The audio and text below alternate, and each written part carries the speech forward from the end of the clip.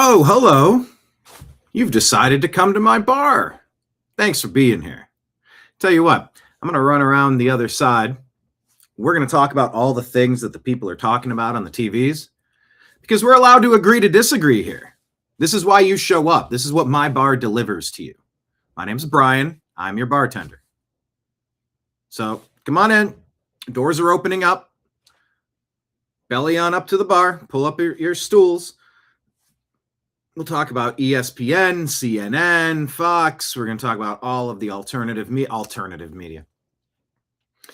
That's our number one news source because that regular media, mainstream, nothing mainstream about it. It's deep state propaganda. We'll talk about what the new media is talking about.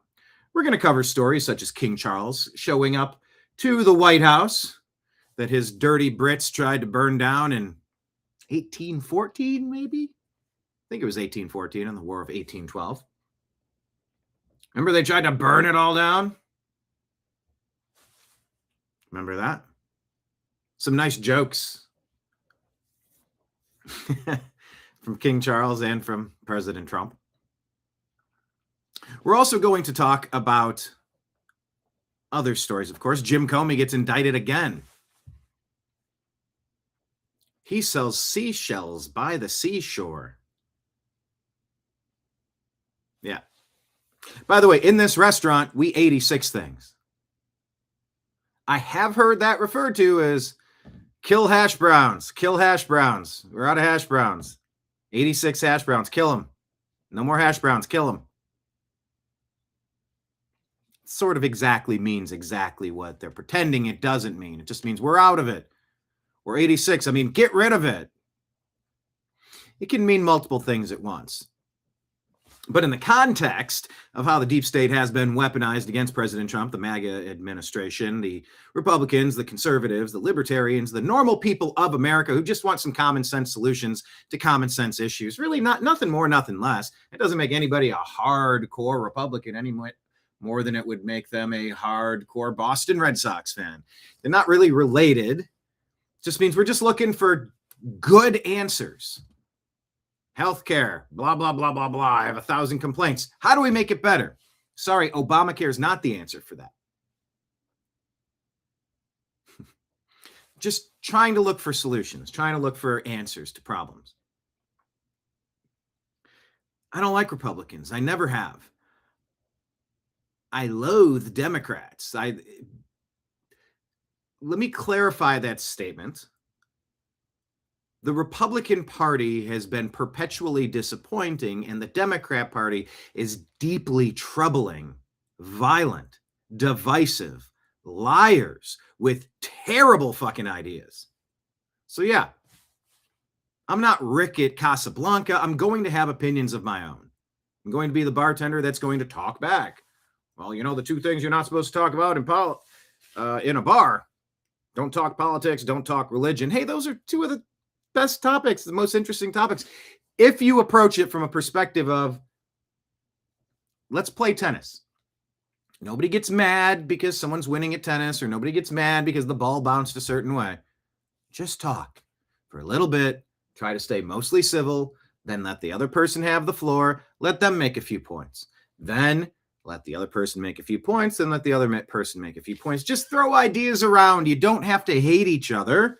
And that's the lie that the Democrats keep spreading. So, no, I'm not here to root for Team Democrat, Team Republican per se, because I think a huge problem in the Republican Party are the Republicans in name only, who are essentially just deep state Democrats in sheep's clothing. I think it's fair to point that out. And so we're going to deliver the news on the TV screens behind us here with sort of that same perspective. And we ask that you do the same. We also want you to invite your friends in. We have a lot of chairs in this bar. There's a lot of seats. So call them up, text them, send a message, put it out on Facebook, X, I don't know, TikTok, wherever you're at in your social media circles. Be like, hey, come on in, meet me for lunch. We're hanging out for lunch over here. We're watching the game. Invite your friends. You know, the history of America being so closely connected to Europe, Great Britain especially, of course.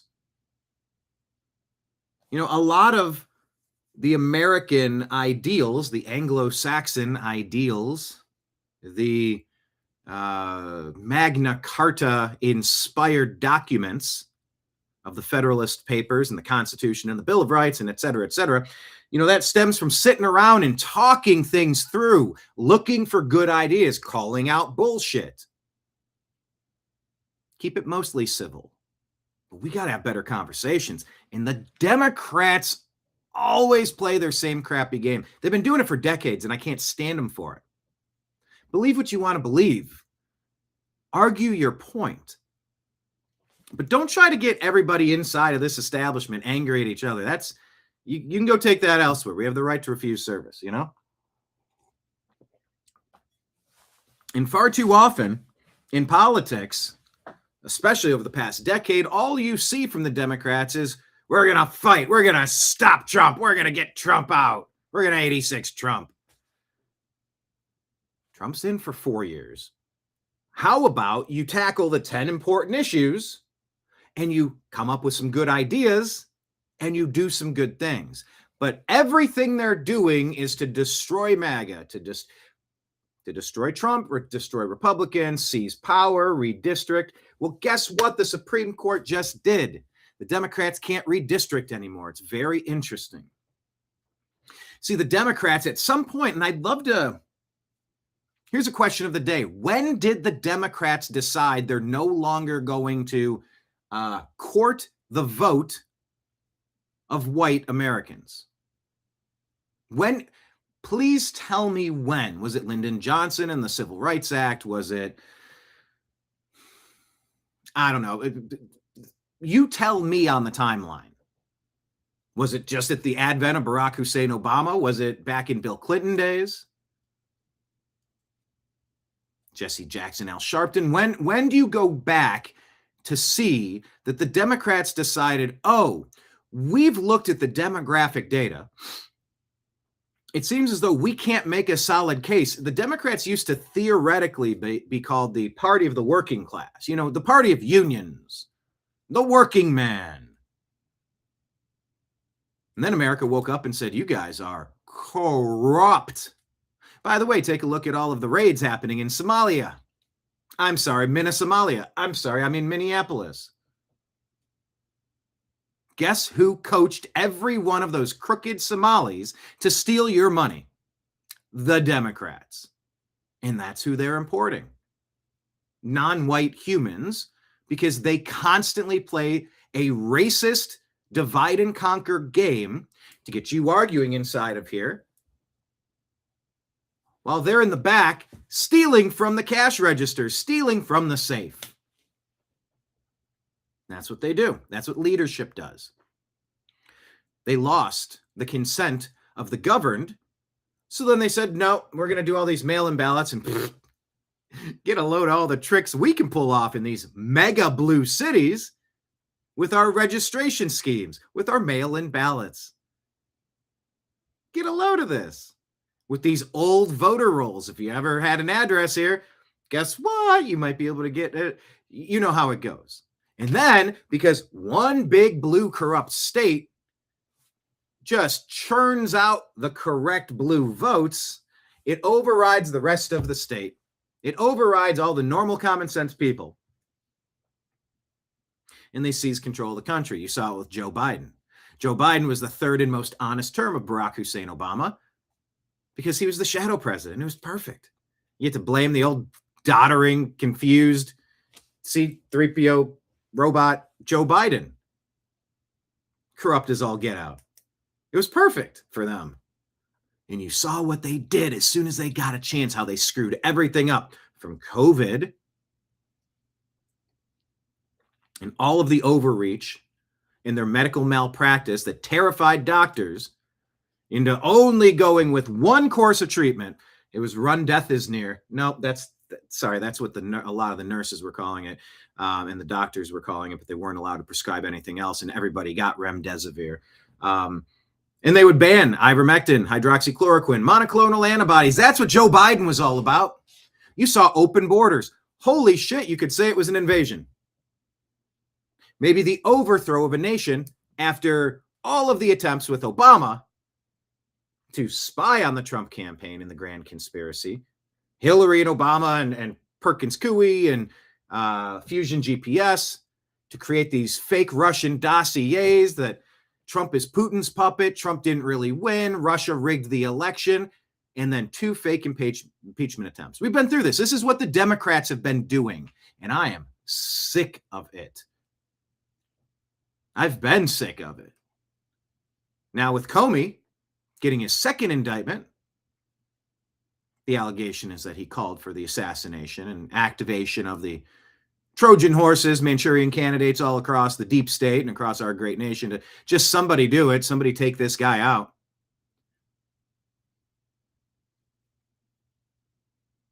Kill chicken breast. Kill the chicken breast. 86 chicken. Kill chicken. We're out. It can mean 3, 4, 5 things at once, and you get the gist of it. In Comey playing stupid. These people think that they're untouchable. They think that they're above the law. And you know what? Kind of so far they have been. And that's pretty frustrating. I get that. But maybe there are a couple of building blocks here. Some good things are happening amidst the chaos. And for the people who are regulars here that constantly say, well, it's another day, no more indictments, still waiting. You know, trust the plan they told us. 7 years later, like there's no, what plan are you waiting on? You're holding your breath trying to get your way, and you've long since passed out and tumbled down into the ravine. You gotta snap out of it because there's a storm coming and you're gonna drown in that little culvert. Wake up. Don't trust a plan. Push for action. Is it a psyop or it takes a while? Now, the flip side to that is, of course it takes a while. Well, what do you mean? The president has the White House. He has the Supreme Court. He has the House and the Senate. Just do everything. You're not factoring in the rhinos. You're not factoring in the alleged threats that have occurred with John Roberts and Amy Coney Barrett. Is it Comey or Coney? Comey Barrett? Amy, something in my brain can't get her name right. Like James Comey or Coney. I'm confusing James Comey with Amy Coney, like Coneheads. Coney. John Roberts famously, randomly, went ahead and switched his vote to pass Obamacare. Thanks for that, pal. If you like your doctor, you're going to lose your doctor. If you like your plan, you're going to lose your plan. And the price you pay each month, it's going to be, way more expensive than your monthly cable bill. See, that's what he would have said if it was honest, but he said the opposite. You know that on that Supreme Court, you have 3 activist judges that don't think, that don't analyze, that don't interpret law. You know what they do? They are activists, far left, Marxist, deep state, Democrat activists. Ketanji, Brown Jackson, Sotomayor, and Elena Kagan. You've got 3 that are on every vote. Every time you try to win a point, you're at least 0 for 3, and you got to come back from a deficit. Because that's what the Democrats did. They put ideologues in there that don't care. They care about being 5 days away from fundamental transformation of the United States of America. That's what they want, fundamental transformation.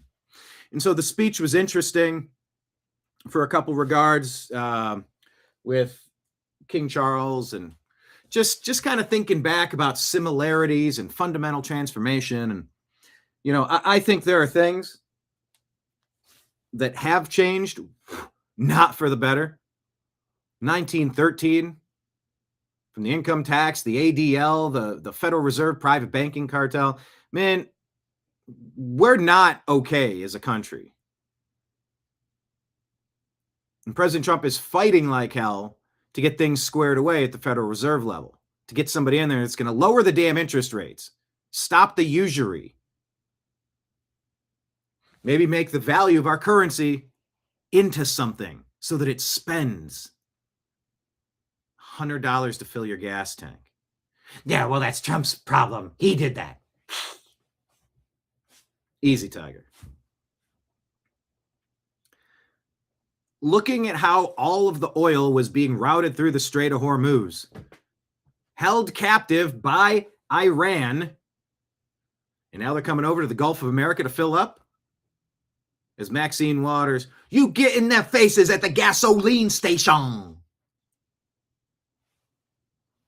You cause a scene, you get in their faces at the gasoline station. Okay, Maxine Waters, Mad Max. Now the ships are coming over, fueling up in America.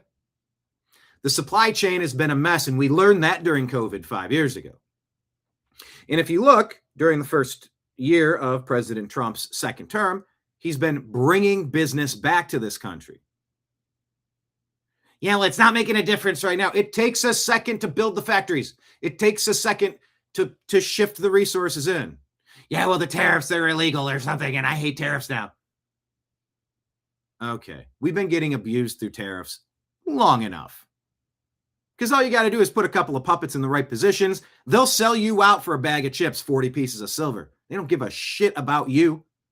They care about this country. They care about their pocketbooks, their vacation, their status, their cars, their suits, and their access and their power. It's very appealing. Watch Lord of the Rings. And we've all had moments where we felt like we were on top of the world. We've all felt like moments like the kid that held his breath too long, trusting the plan, who passed out and rolled down the ditch face first into a muddy culvert, and he's dangerously close to asphyxiation. So snap out of it. High highs, low lows. You know, we've been through them all, but too many of these leaders are not representatives of we the people. Mitch McConnell, John Thune, fuck you. Don't tell me I'm Republican. All I do is defend Trump. You can't call you'll always No. I got plenty of beef. Plenty of problems with the GOP. But my God, Jimmy Kimmel doubles down on his stupid joke. ABC, ESPN, Disney fires Kurt Schilling for pointing out a critique about allowing dudes in drag into ladies' locker rooms and bathrooms. Fired from ESPN. ESPN, ABC, Disney also promoting Jimmy Kimmel to make jokes about the widow Melania Trump. Fuck you, Jimmy Kimmel. You are a bitter, unfunny, dangerous mouthpiece for the dumbest shit out there. The worst ideas, the worst interpretations. Some say that it's some of your production team that's gotten into your ear that's really changed you over the years. Jimmy, your team has awful ideas, and the ramifications are still coming in. Every illegal alien that harms an American citizen is something that should have never happened. You want to use Nazi, Gestapo, kidnappers, fascist. You throw every dirty word at the wall to dehumanize and justify violence against people that say, hey, this is my bar. We have a bouncer, probably over in that direction. We have a bouncer at the front door, and he's going to check IDs. Guess what? We have a personal list of people that came in here and caused problems who are not allowed back. You're damn right I'm putting somebody at that front door to make sure that we're not going to have a repeat offender. Are you kidding me? Tell him he lost his LA privileges. I got to work my Ving Rhames from Pulp Fiction. You just lost your LA privileges. I think that's what he says to Bruce Willis. Like, get out of my city and don't ever come back.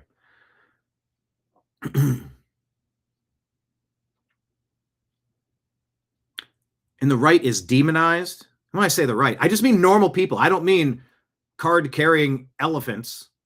I'm a registered member of the Republican Party. The Republican Party's awful. John Thune leading the Senate. You're telling me 5 senators can't get their shit together and remove Thune as the I was going to say Speaker of the House like Mike Johnson, the leader Thune. 5 Republican senators can't get their shit together and have him removed like you did to Kevin McCarthy in the House after he promised to release the J6 footage, but he never did. The common sense idea at a border is to check IDs, except the Democrats gave up on white Americans, Anglo-Saxon Americans, Americans with European descent, American ancestors, European ancestors. We're back to the King Charles thing. It's our 250th birthday. Let's step back. Too many people look at the forest for the trees. They're just staring at the bark and they can see the ant crawling. Step back, then step back, then step back again. Look at it. The Democrats said the people that built this nation are no longer a demographic we're going to market ourselves to. Well, we're never going to win that way. Well, what if we flood America with 110 million illegal aliens over the past couple decades? All of which will be from non-European stock fleeing some hellhole somewhere. We'll bring them in. We'll become their best friend. By the way, come here. Here, we're going to get you an ID. Let's take a picture. Okay, yeah, you can drive. We need a signature. We're going to get you a ballot, and you're going to vote for our guy, and then we're going to give you money at the Quality Leering Center. We're going to give you money. All sorts of benefits. But you and your friends need to make sure you come on out and vote for us, okay? That's a coup of the nation. That's a hostile takeover. These are squatters. These are the tents on the sidewalks. It's an invasion. This isn't just a difference in, I think we should prioritize revamping the East Coast ports over the north-south bound freeway systems that we have in this fiscal year. However, the next fiscal year, I think we could reverse that and then focus our energies a little bit more toward the roads. I just want to prioritize the ports. The other side of a reasonable conversation says, well, hold on. If you look at the sheer data of people traveling, it's going to impact more people if we fix the highways first, and then we address the ports next fiscal year. And you debate it, you talk about it, you say, hey, what if you concede a little bit here? Maybe what are your other projects? Well, I want to do that. Okay, well, maybe we get that one done too, and we compromise. Could you imagine a compromise with these Democrats? No. You can't. So you see another assassination attempt from a brainwashed California Democrat teacher. How many teachers, how many healthcare workers are we seeing being fired once they're revealing their true colors, true motives, true intentions, true feelings? Because they have been brainwashed. Now, to some degree, I do feel a little bit of empathy to the people who've been brainwashed. However, it's not my problem to fix that. I can't fix that. So if they're going to have their thoughts and keep it to themselves, then, you do what you do. But if you're going to have those thoughts and you're going to go bonkers and try to shoot up a Hilton, fuck you. And let's take a look at the people who are fomenting the most amount of incorrect, false, misleading, astroturfed outrage due to the lies. We've got a systemic rot inside this country from the education system, from the lying legacy media, from the deep state, from the Democrats and the rhinos. It's a mess. It's about changing the system to turn it into something that works. Not fundamentally into Marxism, communism, socialism, Leninism, any of that crap. I just mean kind of getting things back a little bit closer to, remember when we were founded? Didn't have an income tax, didn't need an income tax. Yes, the paper continental currency didn't used to have value, but guess what? The American currency did when it was backed by precious metals, gold and silver, etc. Let's get back to that. Stuff that can't be manipulated to overthrow Minneapolis and the whole state of Minnesota, California, New York. The common sense solution says you pass the SAVE Act and you want to come into Disneyland today. That's great. Tickets, please. All right, let me look at the tickets. All right, the 2 tickets, we'll get the 2 of you in. Come on in. You don't get to vote unless you prove who you are. Period. Hard stop. This is not a both sides issue. This is not debatable. John Thune, don't you dare sit there and complain that something's difficult, challenging. You're burning daylight, dude. You don't secure these elections, we might lose America forever. You want to see the future? Picture the image of a boot stomping on a man's neck for all of eternity. I might have paraphrased a little bit of that, but that was George Orwell in 1984. You want to see the future of this nation without safeguards in check, without verification that the people who are eligible, duly invested.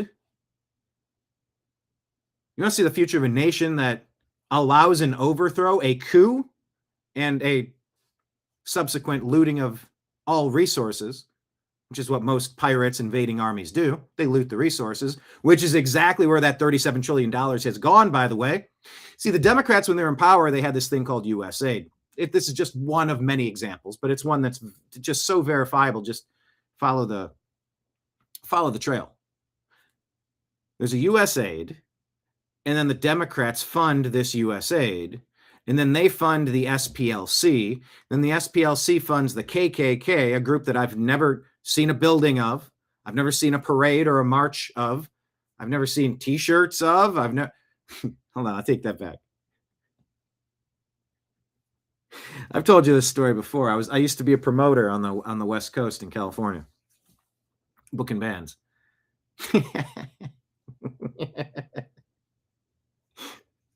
I got to see if I still have this album. There was a band that came and played one of our showcases called Racism's Gay. The band was called Racism's Gay. Racism is gay. Racism's gay. Apostrophe S. And the cover of the album was it was like a camp out in the woods with a bonfire, and it was a bunch of dudes in sheets.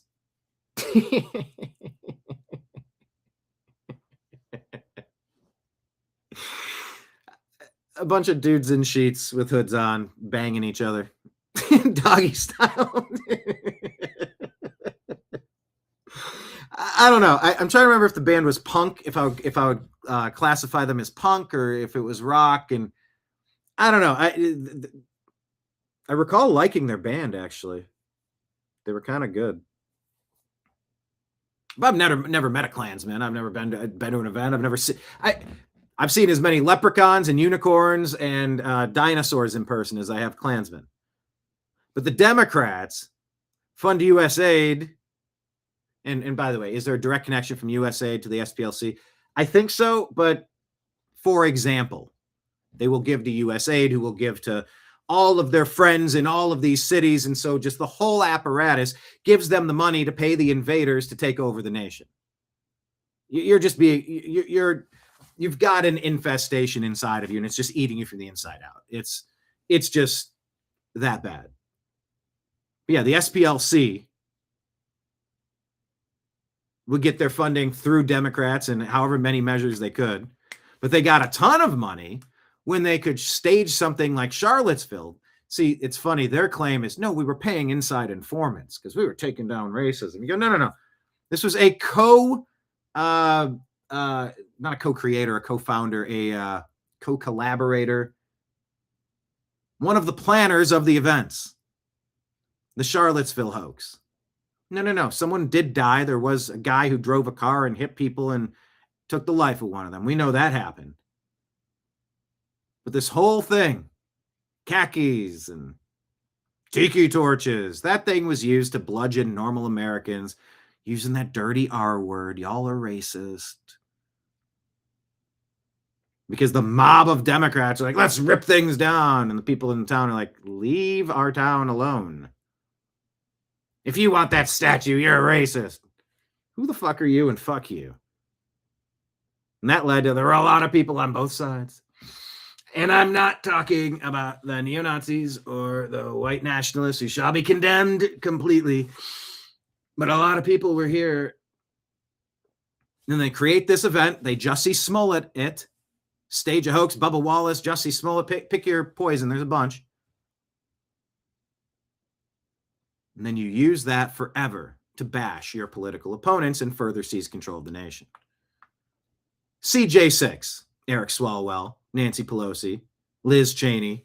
CJ6 and what you did when the president definitely did not call for his supporters to take up arms and go remove every member of Congress until we sort this out. That was never said. There was never an insurrection. There was never even a shot fired from the Trump supporters. It didn't stop the left, the Looney Tunes, the liars from saying that Trump called for an insurrection on January 6th. He never was guilty of that. He never did that. It never happened. There were a lot of angry people that said, you stole my shit and I want it back. I recall a scuffle in my life when something was taken from me and I had to go get it back. Maybe it didn't play out the perfect way, but it did play out and it was resolved and we moved on.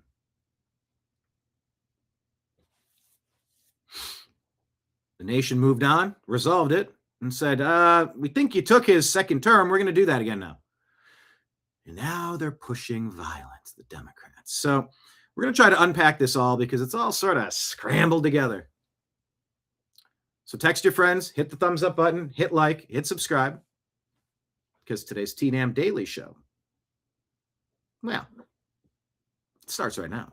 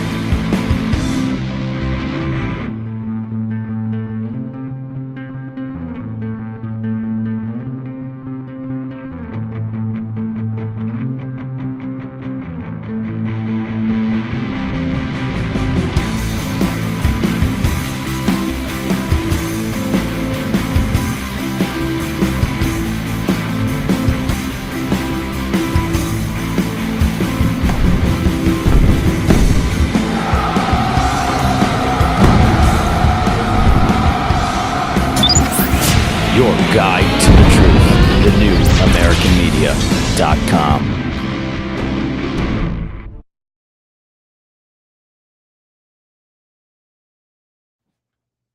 Whew, that was a close one. Making it back. Whew. I could have played that off better, but I was in a strange position. Lunging for the chair as the music ran out. Ah, boy, oh boy. All right. Make sure everybody smashes the thumbs up button. Thank you for being here. I want to shout out Patriot Warrior Texas drops a Rumble rant tip. Does it show up on? Oh, it doesn't show up on here, so I can't put it up on the screen. But he drops a $25 tip into the tip jar. Yes, I am your bartender. If you have a good time here at the bar, I work off tips. So, I'm just out here playing songs on my guitar with my guitar case open. If you like it, toss something inside. Shout out to Patriot Warrior Texas, shooting $25. Peeling off a couple fivers, five fivers, a 20 and a 5, a Jackson and a, is it Lincoln on a 5? Who's on the 10? Hamilton? Is it Jackson on the 20? Oh boy. I'm having a moment. Someone in chat tell me who's on all the bills. What was that on The Simpsons? $1 trillion bill? You mean Cuba? Oh, yeah. Tell me who's on it. All of them. They're playing poker. Which president's on the $1 trillion bill? All of them. They're playing poker. But thank you so much for that. I see in the conversation, David Bann got Rumble. Maybe I should try Rumble, saying he's having trouble getting in. Just a reminder, Patriot Warrior also said if you want some of these mugs, he'll match you. They're $40, so if you shoot 20 over on Venmo, he'll cover the rest. If you're on Rumble, you got to be on Rumble. We're trying to migrate more people to Rumble. But super shout out, thank you for that. Let me put the places you can donate to the New American Media if you enjoy what we do. We're on Patreon and YouTube and Rumble on monthly subscriptions. Sign up for that. That's pretty cool. They're super essential building blocks, and it is the end of the month. We have today and tomorrow. End of the month bills are all in. So, we know with the monthly subscriptions what's going to come in. We're going to get a Lego block that we can use to build. But we also take those standalone tips. So the way to do that, you can do that as a Rumble rant tip, a super chat tip, Venmo. If you want merch, like I said, shoot me the Venmo with your address and we'll mail these out to you. If you want some coasters for the Unhappy Hour Sports Show, $30 for a set of 4 Ohio-made wooden coasters for the Unhappy Hour. $250, shipping included. Pins for $25. And we're going to be doing our NFL draft recap show coming up soon.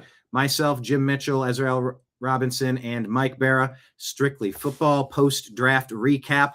Maybe as early as today, maybe tomorrow, maybe Friday. We'll see. Got to get 4 people on the same schedule. But we do a lot more here than just covering the news and current events on the New American Media. And in fact, busy week with David Wilcock. Leaving this realm. They say it was at his own hands. But he was one of my first interviews, that was at Conscious Life Expo. That wasn't really, it was a different take on current events and politics and all of that, I suppose. Trying to connect aliens and conspiracies and just, it gets wonky when you start looking under the hood, start peeling back layers of the onion. There's a lot that's connected and there's a lot of, I don't know, we're sort of all guessing. Is it education? Is it entertainment? What is it? Infotainment? Is it throwing darts at the wall? I don't know. We're guessing. But David was one of my first interviews. I think it was just like a month or two after interviewing David Wilcock. I started the New American Media 15 years ago. So I encourage you to check out our, I don't even know what number we're at. 1,500, 1,600, 1,700, 1,800 videos. I wonder if Grok would know. How many videos has the New American Media posted on their YouTube channel in the past 15 years? I wonder if Grok can figure that out. Let's see if it has a number. There's probably some analytical number, but they're also like broken down into mini categories now. Oh, 2,000 videos. 1,900 videos. Hold on, it's giving me different. Grok is thinking. Around 2,000 videos listed on the channel. Active since around 2011. Politics, sports, spirituality, comedy, current events. Long-form videos, podcasts, shorts, live streams. Exact uploads per year may vary.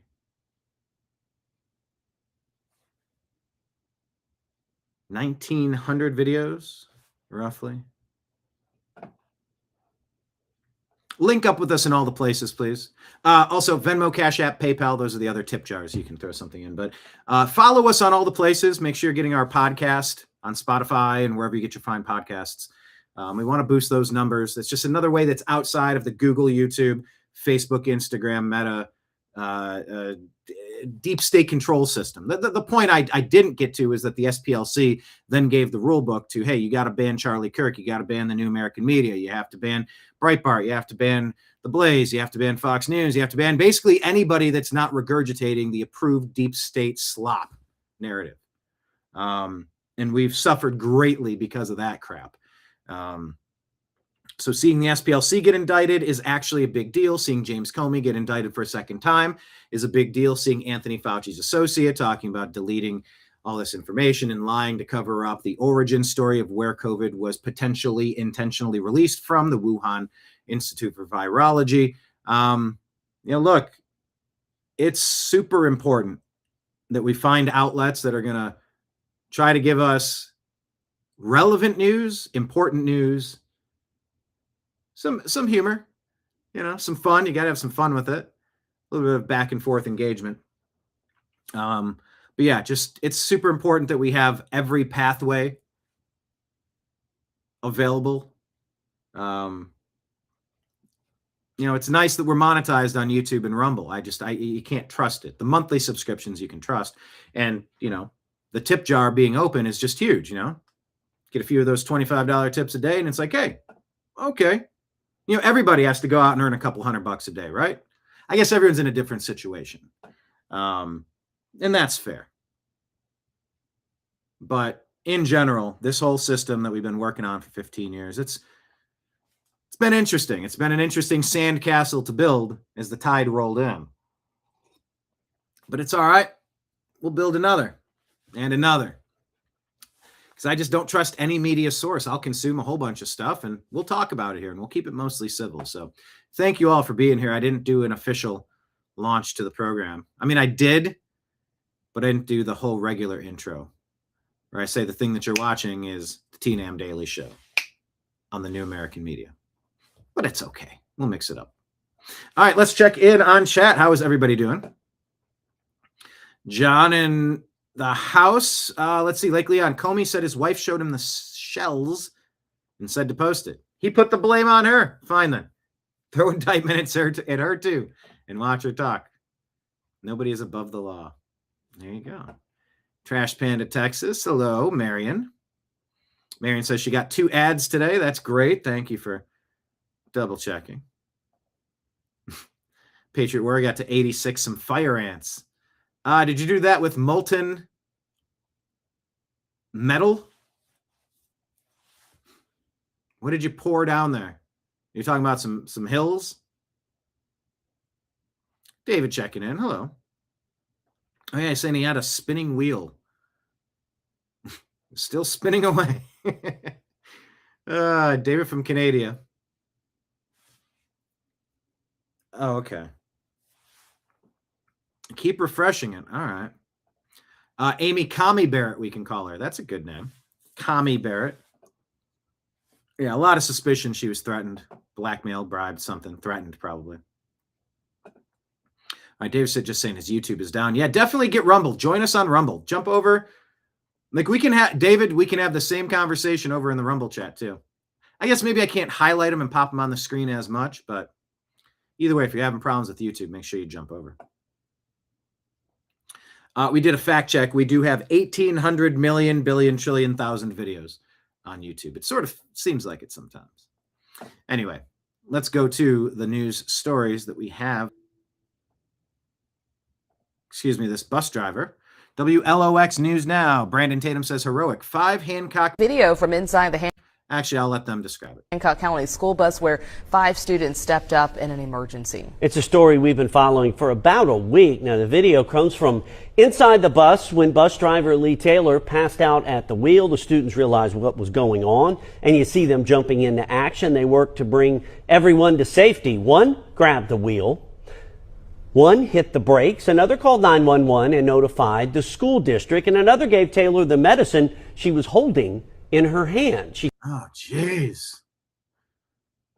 I mean, if you require medicine that's going to keep you from passing out, I don't know if bus driver is the right gig for you. Says she's doing much better now and is very thankful to the kids for saving her life. Brand new video. All right. Yeah, in the comments, President Trump, please honor these kids. Agreed. Hey, the future might be all right. We got some good kids. Let's not become too nihilistic and throw our hands up and just give up. Let's not be that nihilistic, shall we? No black pill over here. Rifle tote. The Urban Herald. I don't know what this is, but I might as well follow. This is just another reminder of how quickly things can change, so always have a plan. Who said be polite but have a plan to K every single person in this room? I don't know if it was I might be paraphrasing like the Bourne Identity or something. But this dude walks up to a hotel in Las Vegas. I'm sorry, a residential building in Vegas. Dude with an AR-15 comes in, terrorizing the place, and the security guard did a great job. Loading man approaches a set of glass doors to the front desk.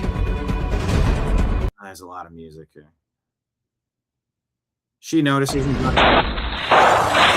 The gunman takes 2 steps closer, aiming his rifle in direction of the crouching employee. But no further shots are fired. The rifle has jammed.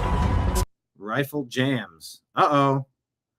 Bad day for you and your helmet. Just as the man leaves the lobby and heads towards the exit while struggling with his weapon, he's greeted by a round of bullets shot by someone with a gun that works just fine. A security guard appears from around a corner, aiming his weapon at the front door of the building. Great job. We are the first responders. Have a plan, be prepared. When out in public, look, we can be good or we can be victims. He unloads his entire magazine at the exiting gunman. The suspect collapses to the ground, dropping his inoperable rifle, howling in pain. Beautiful. The security guard quickly circles the suspect, What did he think was going to happen? ordering him to stay away from the rifle, knocking it out of his reach. The security guard holds the suspect at gunpoint until Las Vegas PD arrive on scene moments later. Rifle. Bravo. Yeah, hero. Yeah, like Leon said, if bus drivers need meds to function, driving the kids is maybe not a great position for that person. I just, that's discriminate. No, that's safety. It's just safety. Come on. It's common sense. You can't require, if you watch the California governor race, their debates, ask them if they think that commercial driver's licenses should be given out to people who can't read English, can't comprehend English, can't speak English, can't identify the road signs. Check out that clip. Here's a heads up. Democrats sound batshit crazy on that issue. Republicans make sense. Of course, you need to know the signs and be able to read. Like, yes, what are you kidding me? Yes, you need to be qualified to do that. You don't just get to drive, especially big rigs. Are you kidding me? No, the Democrats, once again, will never cease to amaze you. But yeah, when you're out and about, be aware, be alert. Unfortunately, here, Michael Hennessy says, last year, this bodega worker told ABC he feared for his life being out working in New York. But last night, he was K'd by a shoplifter. I don't know that I've verified this, but take a listen. Spoke with Eyewitness News a year ago. Oh, from May 25. Okay, I guess this is ABC 7 confirming the story. Saying he worried about violence against bodega workers he'd seen on social media. People got shot, killed. Sometimes got robbed, and the police never responds quick. Tonight, the organization is wondering if the person who shot Abdul Salah was someone who shouldn't have been on the street. Let's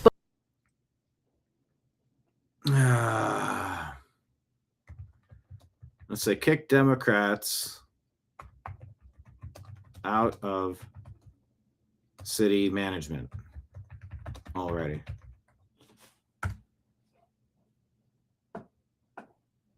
All right. Prayers to that dude's family.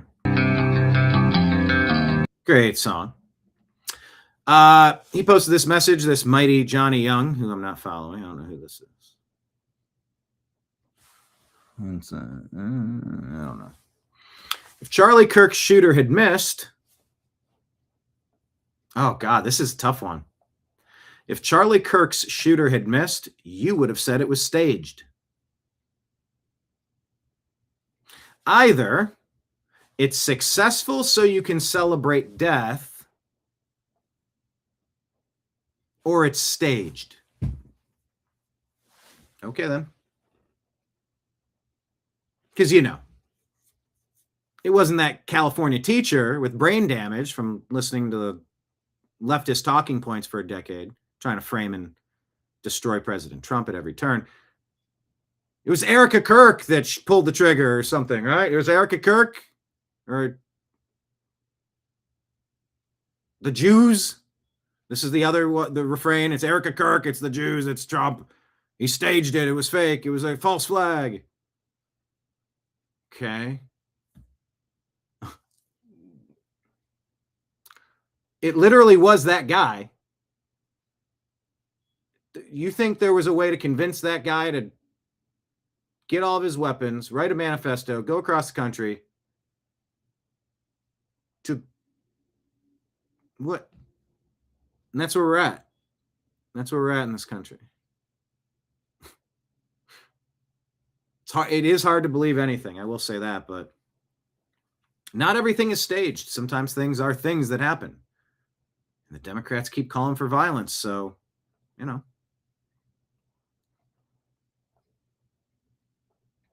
One of the people calling for violence here is former FBI Director James Comey, now indicted another time. This is Todd Blanche, acting AG, discussing it. Good afternoon. By the way, is Todd Blanche better than Pam Bondi, or did Pam Bondi do a different job? Was she just, I don't know. What do you think of Todd Blanche so far is my question. Is it time that you're going to start seeing the indictments from Minneapolis to James Comey, and you're going to see a pile of indictments start coming in from grand juries? Stuff that was kept very under wraps over the first year. While we screamed and banged on the table, hurry up, you're burning daylight, Pam Bondi. What are you doing? Kash Patel, Dan Bongino, what are you doing? Did Erica Kirk get to you? Is Erica Kirk the reason why you're not indicting them? Is it the Jews? Okay. Fuentes, Candace. Got it. Maybe there's another answer to the splinter offshoot that used to sort of support MAGA that have gone off the deep end. David saying that he thinks Pam Bondi did things quietly. I sure hope so.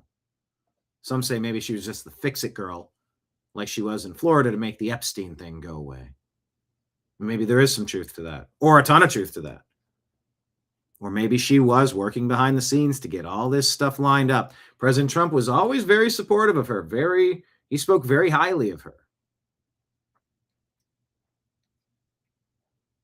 Like Leon likes, I almost said Chuck Todd, Todd Blanche so far.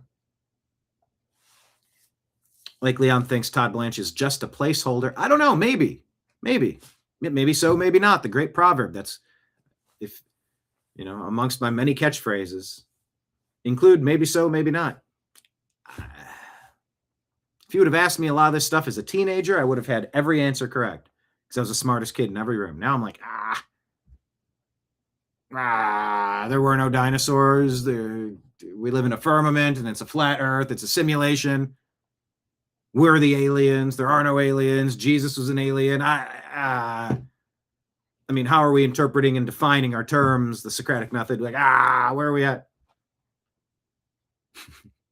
So, yeah, maybe she did things quietly. Marion, good point. Todd Blanche's voice at least doesn't make me want to poke my ears out. Ugh, I know. That Pam Bondi voice, I will not miss that.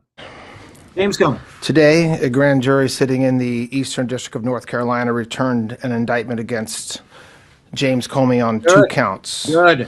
The first count is that on or about May 15th of last year, he knowingly and willfully making a threat to take the life of and to inflict bodily harm upon the President of the United States. Count 2, same day, May 15th, 2025, that the defendant, James Comey, knowingly and willfully transmitting in interstate commerce a communication that contained a threat to kill the President of the United States. Both of these counts carry a maximum term of imprisonment of 10 years. Good afternoon. I gotta say, today, a grand jury sitting in the... He might not make you want to gouge your ears out, but he's maybe not the best reader, maybe not the best speaker. Seemed a little nervous. I don't know what real power Comey has left now that the deep state's being dismantled, and it seems like Obama's on the run. I don't know if he was scared or he's just nervous or he's just not a great reader, but all right, it's, he hasn't done this a lot. Let's see if he can improve. Just on a linguistic performative critique there. Second, I want to get Comey for the big stuff, for the treason. How about the treason? Could it be argued, and could a reasonable person say, I don't like Comey either? Get him for treason. He said 86. That could mean get rid of French fries because we're out of French fries. We no longer have French fries. We no longer have Trump. He's gone. Get rid of it. Vote it out, or it's been voted out. It's gone. Vote it out. But the theory, one of the theories, there's 100 theories for every topic, I suppose. The theory would be that they're going after the lower level people, the Fauci associate, and they're going after small, easy to obtain, easy to handle things so that you can get the ball rolling and figure out which district will return which verdict, because that determines if you're going to do this in DC, you might as well just forfeit the case. You have to get creative. The Mar-a-Lago stuff, that's in Florida. Well, good. 10 people in Florida have a chance of being objective. 10 people in DC? Oh, come on. They stick together like thieves. Like Leon says, give Jim Comey a third count for just being stupid. Tack it on. I'm in. David says, this is just the beginning for Comey. I certainly hope so. Here, I'm going to type in the comments.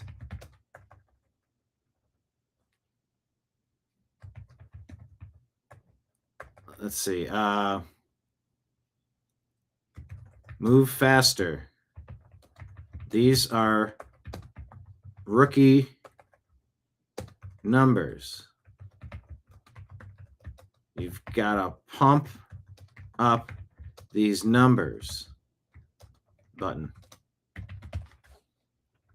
I like seeing a few things, but my gosh, go faster, go faster, go faster. All right. Hey, federal judge, Eastern District, signed off on an arrest warrant. Here's some clearer footage of the shooter running.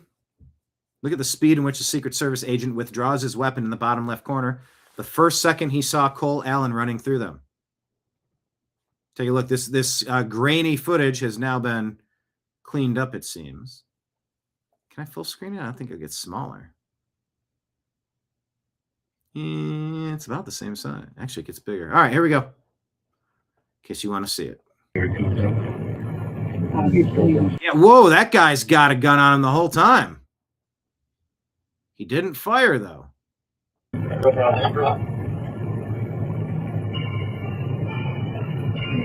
I post it as soon as he passed down? 18. Go for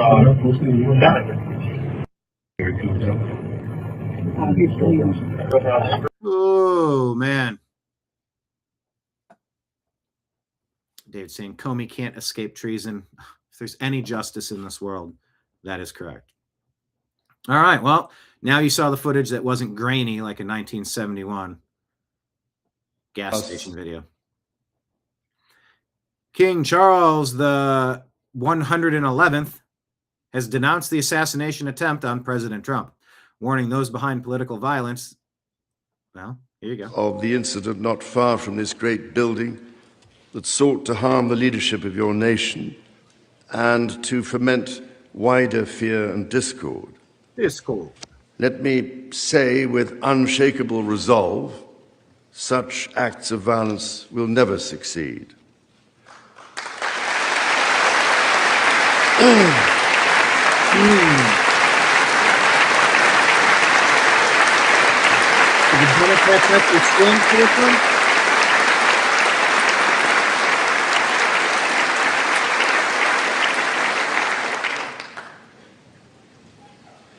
Whatever our differences, whatever disagreements we may have, we stand united in our commitment to uphold democracy, to protect all our people from harm, and to salute the courage of those who daily risk their lives in the service of our countries. Standing here today, it is hard not to feel the weight of history on my shoulder. Lives in the service of our. The comments. Did I just watch all the No Kings people stand up and clap for a king? I mean, it's just incredible. Peekaboo says even King Charles is telling Democrats to stop it. That's saying something. Yeah, all of Congress stands and applauds him, but when Trump speaks of unity, they stay seated. They really do have Trump derangement syndrome, and it is poison. Blake says when you have an actual king defending Trump. Democrats were so happy to see a king here. Scooby says, hey, what about the Muslim takeover in England? That's a very important question.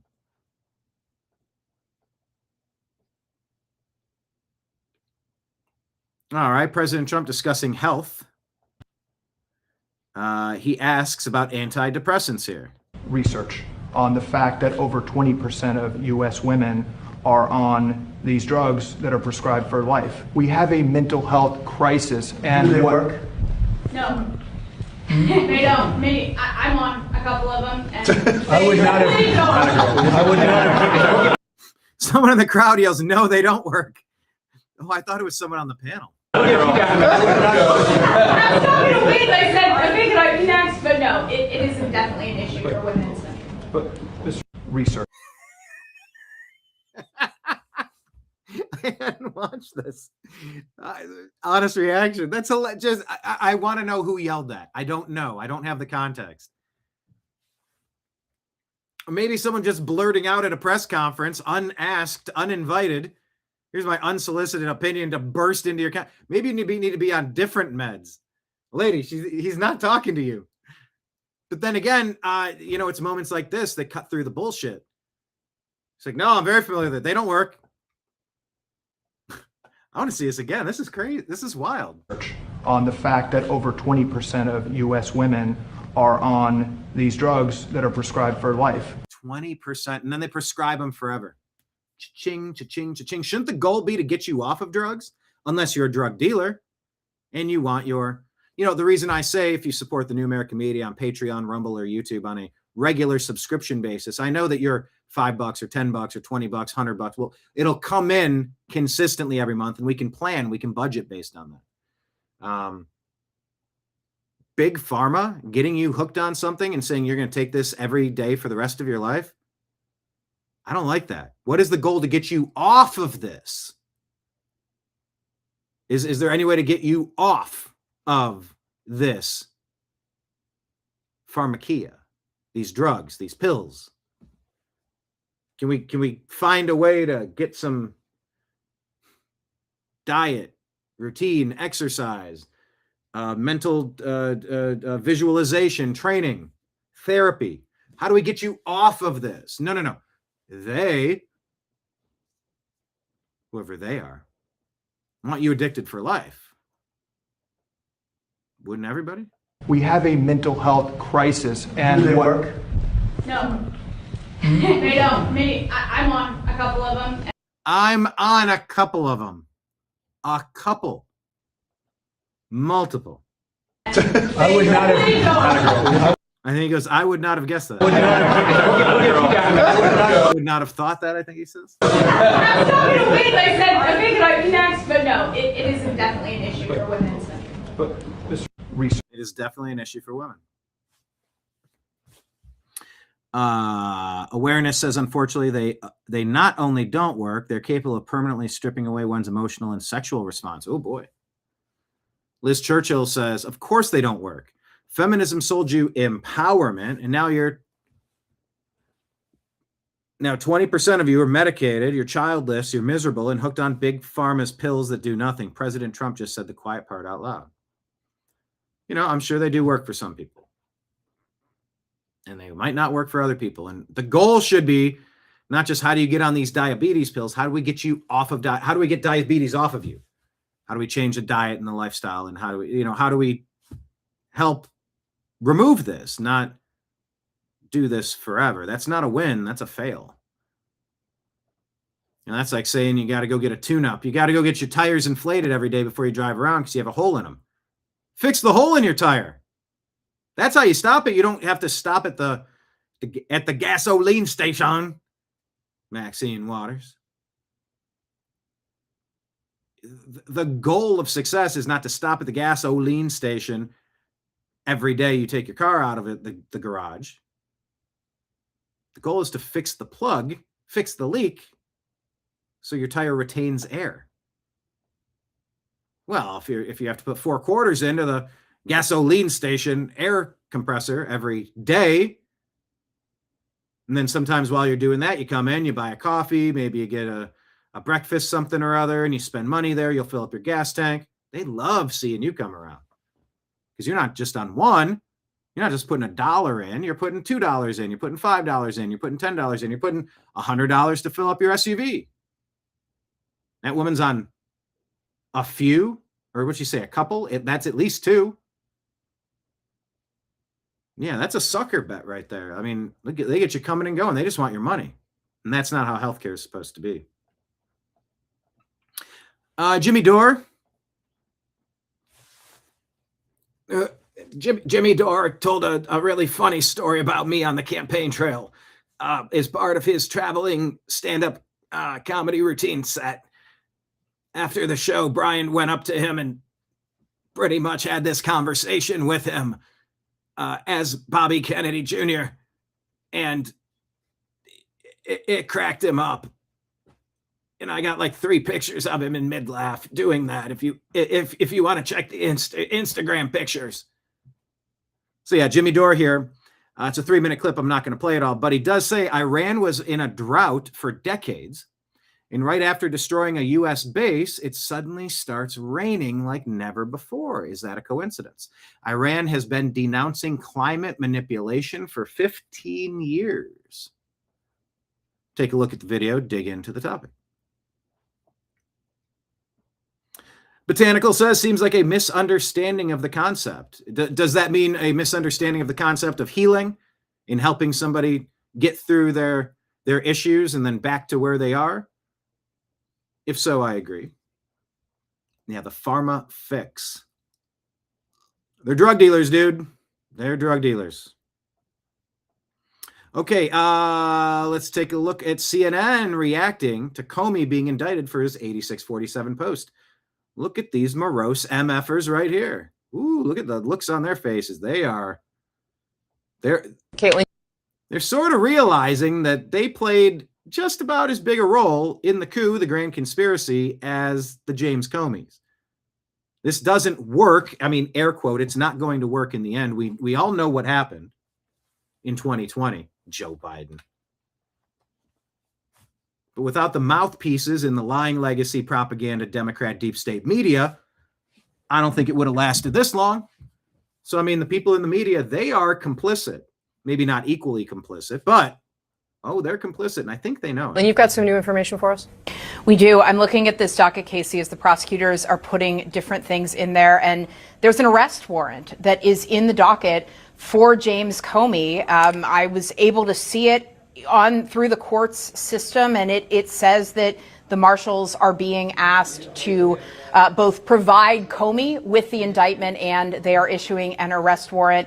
We don't know what that means, but I will say, as far as the docket goes, it's a very different thing than how this played out in the Eastern District of Virginia when Comey was indicted there on the perjury count. A summons was issued instead, so that would be a direct missive to Comey to say it's time to appear in court to face this charge on said day. That's a bit of a different thing. But, Casey, this is a very fluid situation, given that we are just getting court documents in one at a time. I am able to see the warrant request from the Justice Department potentially escalating things in a way that they hadn't with the Eastern District of Virginia perjury case previously against Comey that was dismissed.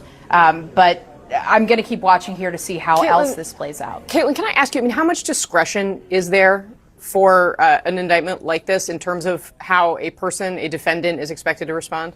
Well, a lot of that is often in the control of the Justice Department and the U.S. attorneys and the federal officials, that they get to ask the court for permission to do various things, and the court can either approve or deny. In this situation, I don't actually know specifically how this office, there are more than 90. All right. I thought you were going to bring a little bit more heat to the conversation there. But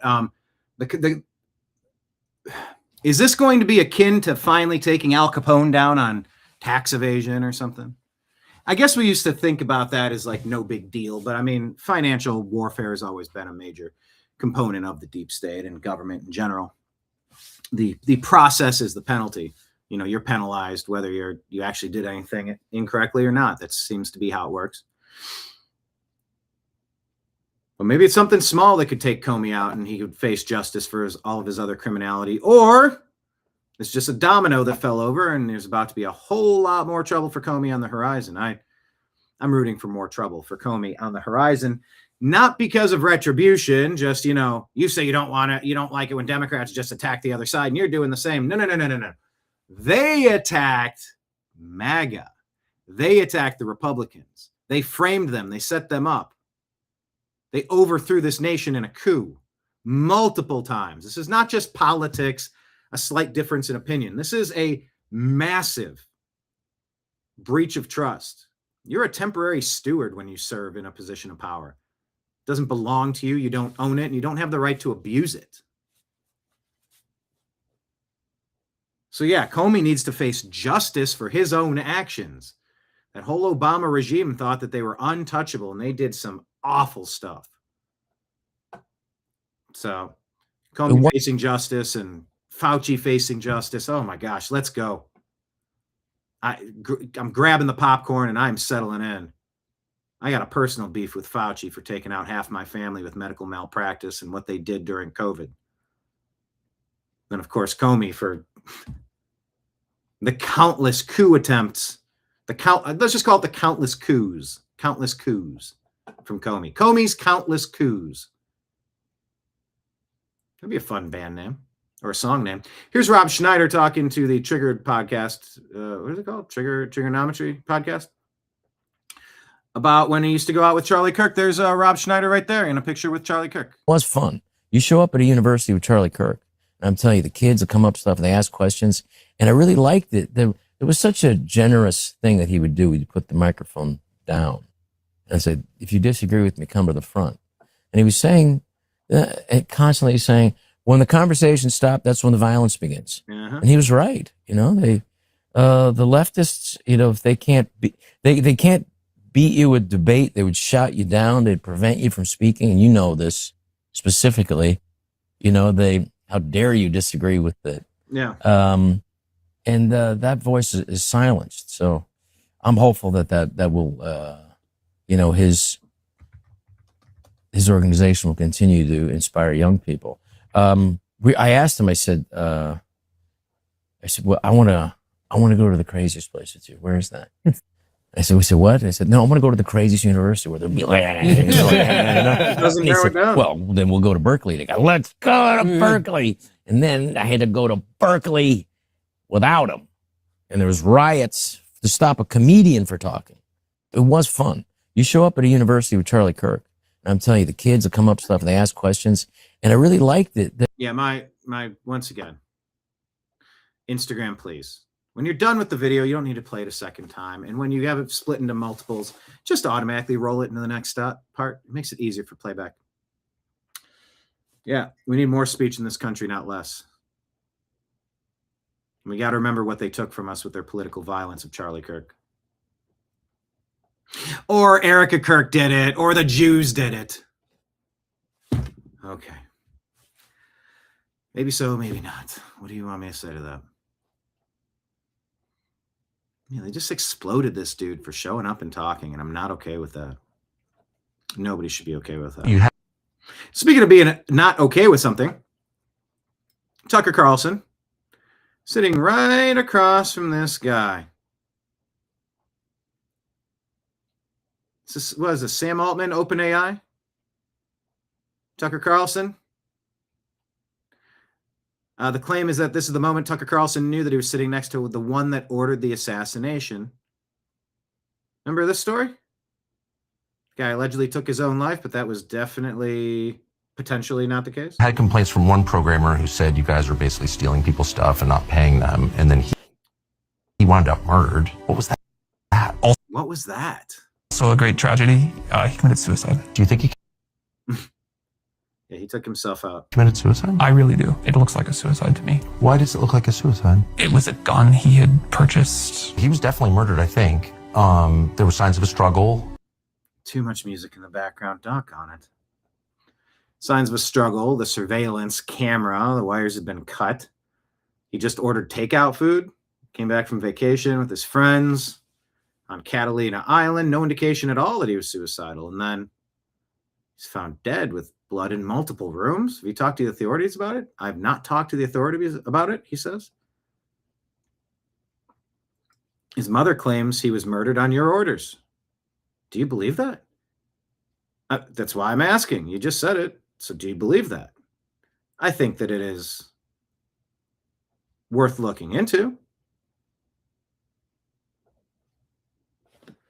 Here, let's do it's worth looking into button.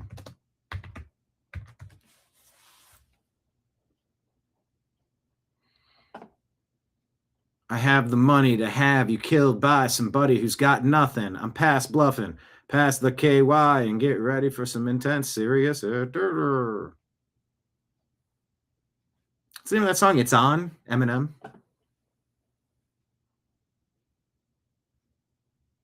I have the money to have you killed by somebody who's got nothing. I'm past bluffing. Yeah, it would have been very damaging to Sam Altman and his OpenAI and his current lawsuit with Elon Musk. Let's see if he loses. He should lose, I think. Turning the nonprofit into a profit and stealing.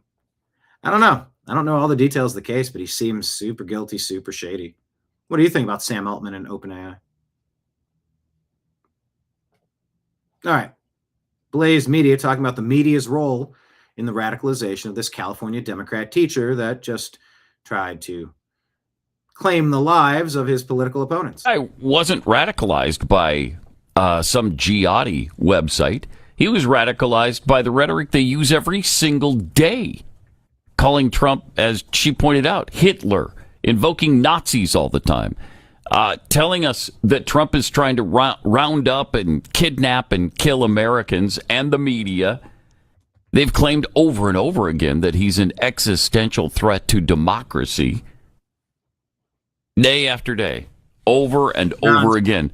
We have a couple of the examples that she mentioned. Hakeem Jeffries last week and the maximum warfare thing. We are in an era of maximum warfare. Warfare. Everywhere, all the time. Warfare. Everywhere, all the time. That's he uses his hands just like Gavin Newsom does now. Really annoying.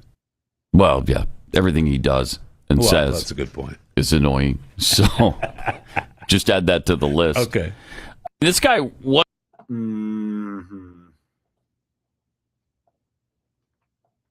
All right, look, here's another case where I'm going to definitely call out President Trump and the Maha administration.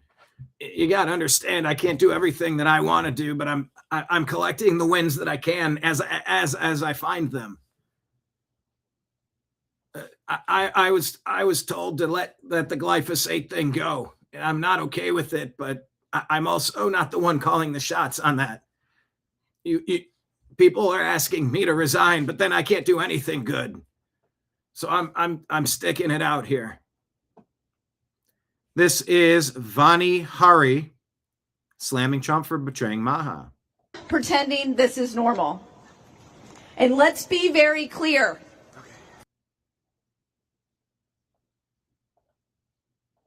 You cannot claim to care about health while protecting poison. You cannot tell Americans to eat real food while protecting the cancer-causing chemicals sprayed on it.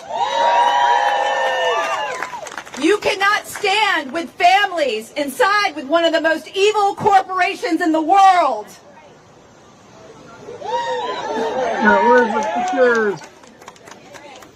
Let's be honest. We wouldn't be here right now if President Trump didn't sign that executive order. We wouldn't be here right now if they weren't inside this building arguing on Monsanto's behalf. We wouldn't be here right now if they didn't submit that amicus brief and that recommendation to the Supreme Court to look at this case when they've lost all over this country. You cannot stand with families and do that. We would not be here right now if... Once again, not a great speaker. Like there's applause lines, there's bursts, you gotta pause, you gotta wait for the cheers, you gotta not stumble over your lines. Her and Todd Blanche, I'm gonna give D plus grades on public speaking. Monsanto Bayer wasn't pushing legal shields through every branch of government, including the Farm Bill today at Congress. Woo! They made this their moment. Now we make it ours. And pretending this. But yeah, I don't like what's going on with glyphosate and Roundup and Monsanto at all. Okay, what is this? Come on, this is pretty cool. King Charles shows up, and this is what... here, watch. They're all dressed up in their navy... What do you call them? I don't know. They're blues. They're blue jackets.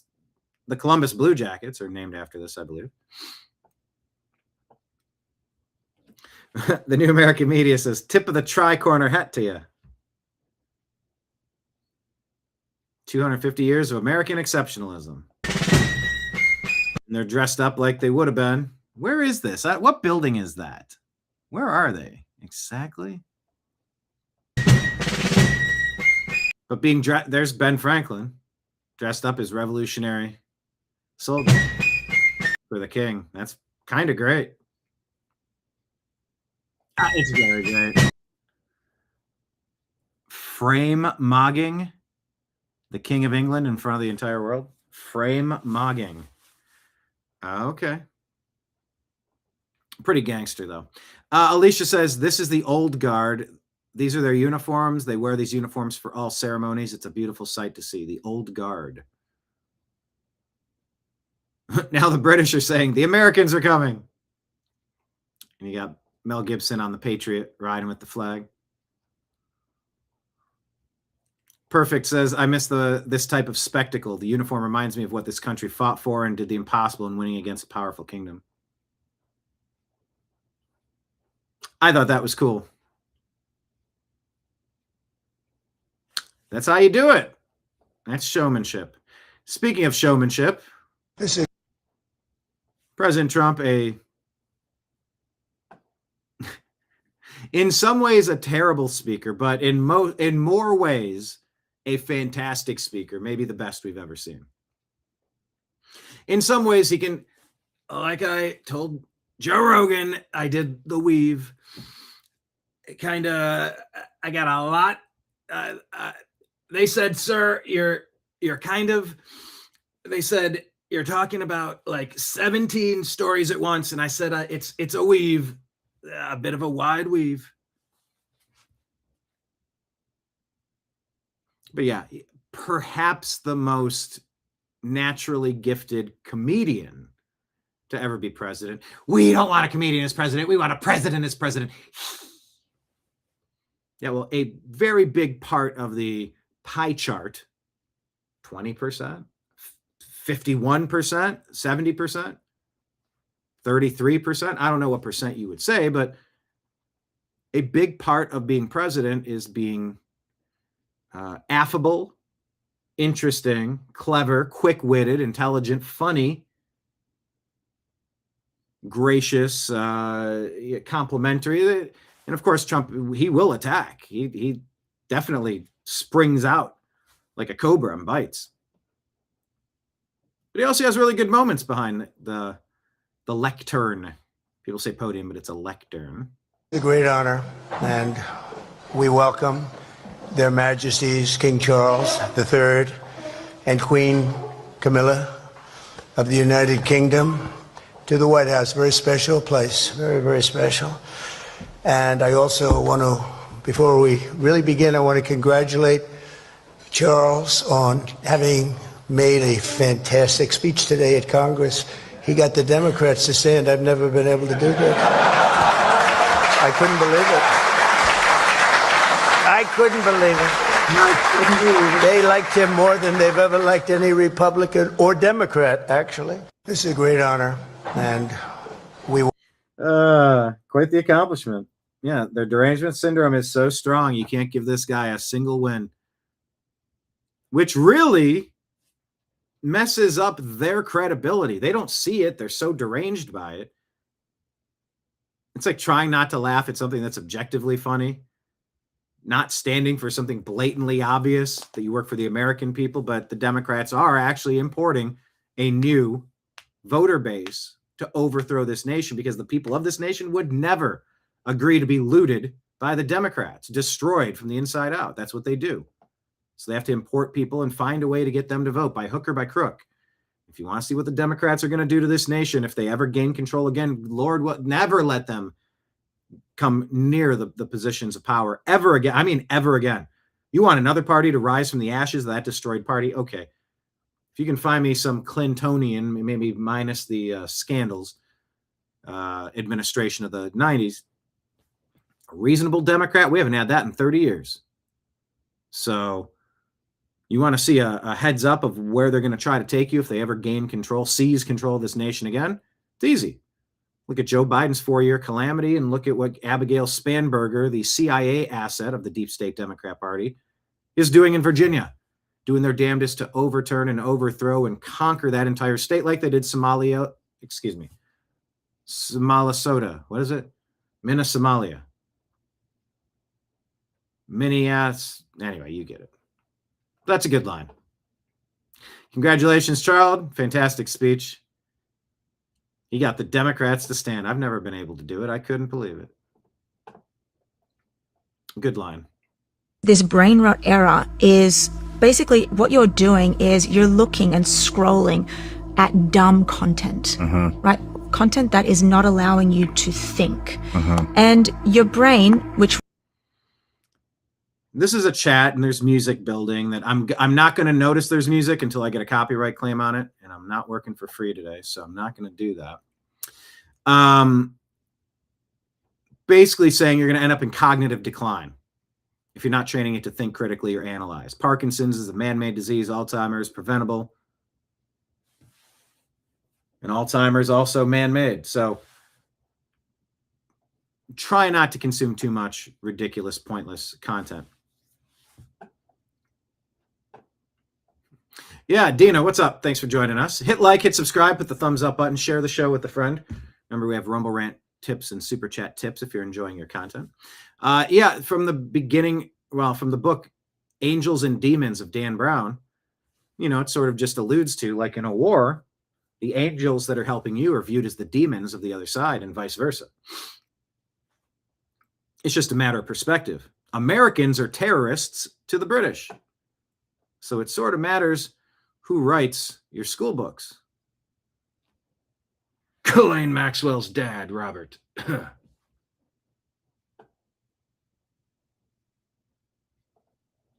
Dina back from shopping. Did the thumbs up. Thanks for the thumbs up. And please share the show with your friends. Invite them in. For now, the show is at noon. Might be earlier in the day. Might be later in the day at some point. But for now, it's at noon. And we want all of our friends to hang out here. But yeah, this is a 5-minute conversation. I want you to check out Sean Ryan Show about Alzheimer's and Parkinson's and brain rot content. My understanding is this is real. I've seen this reported multiple places. If I got trolled, fine, so be it. But the White House official X accounts just triggered the left into oblivion with one simple post. It's a picture of Prince Charles and President Trump both laughing at the press conference. The White House says, 2 kings.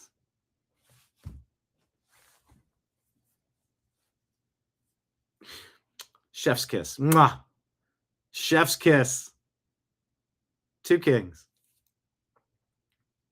The left has been pushing these stupid no kings things. So stupid.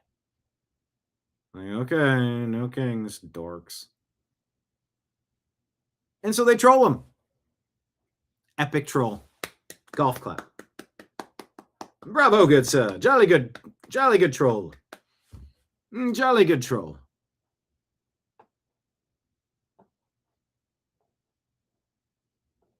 All right.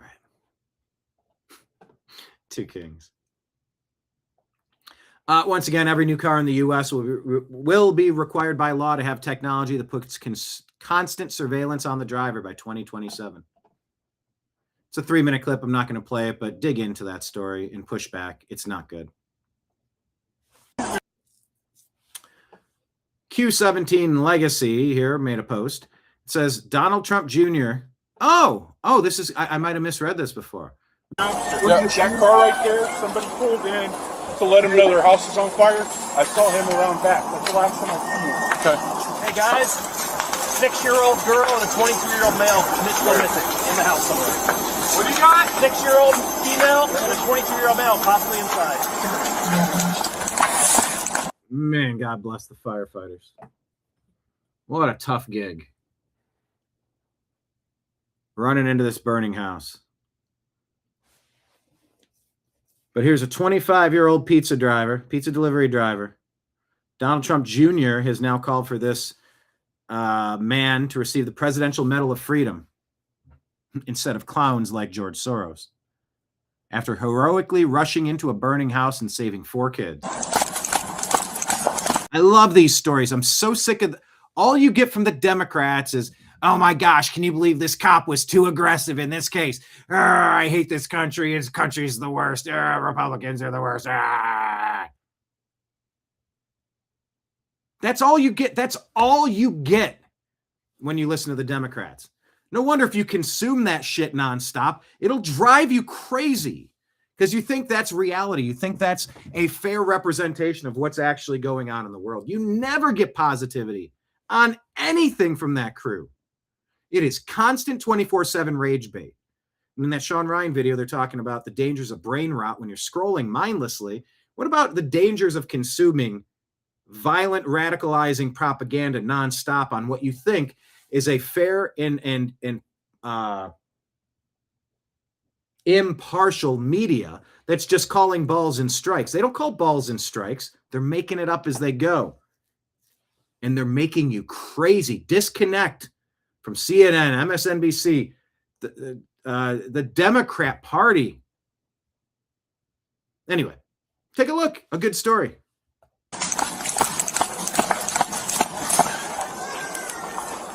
Guys, come here. Come here. Yes, sir.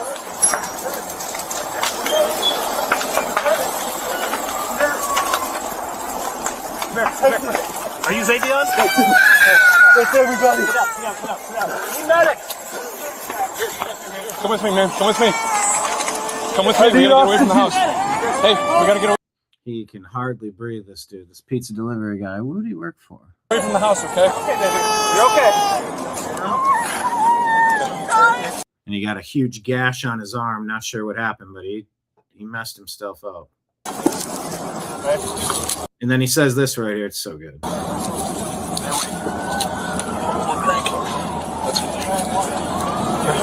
Is the baby okay? Is the baby okay?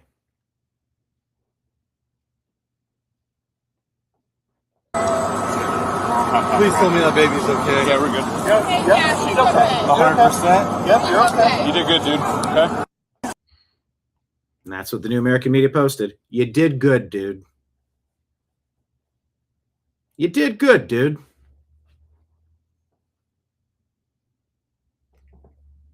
Yeah. You did good, dude. We need some more good stories. I got to share the awful ones, but man, I try to pepper in some good stuff as I find it. But the reality is leftist violence is out there and we need to be aware of it. Tim Pool posted this about Katie Davis Court. Cam Higbee says, just months ago, my colleague was beaten down by leftists in Portland with a flagpole. resulting in massive black eyes. Today, I am sitting here with a black eye and a concussion after being violently hit in the face with a metal pole while reporting outside the ICE facility just this past week.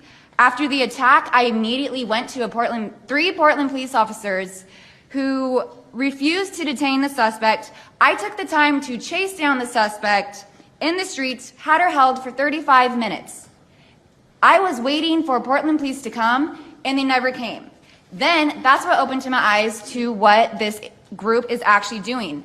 I watched 20 Antifa militants help my assault suspect escape into an Antifa safe house that is 1 block away from the ICE facility. And this safe house is where Antifa-affiliated protesters are conducting paramilitary operations. Oh. It's where they're arresting, they're showering, they're eating. Paramilitary. To continue this occupation. I have staked out this safe house and have observed shift changes. This group is highly organized. It is being funded through mutual aid groups, and they have no plans of stopping. Residents living across the ICE facility have been held hostage by Antifa. They're begging for federal intervention. The city refuses to help, and they want you, President Trump, to come in and restore law and order. Today, I am sitting here with a black eye. Yep, that's the state of our country. It's how things are going. Polymarket now says, breaking, former FBI Director Comey projected to be arrested today. Has he been arrested? What is the latest? Was Comey arrested today? Still in grok here. Yeah, Sam Altman, OpenAI, ChatGPT.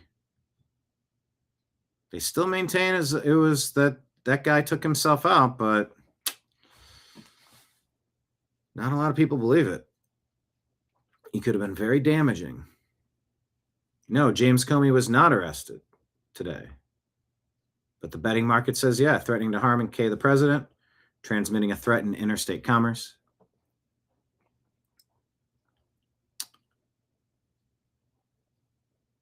Expected to self-surrender, voluntarily turn himself in, reportedly in the East District of Virginia today. I didn't say today, but expected to. Not yet in custody. How about a perp walk?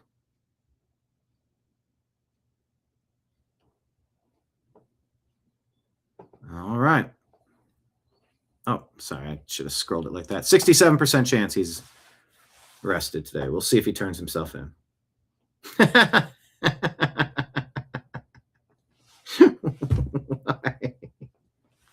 Why would you post that?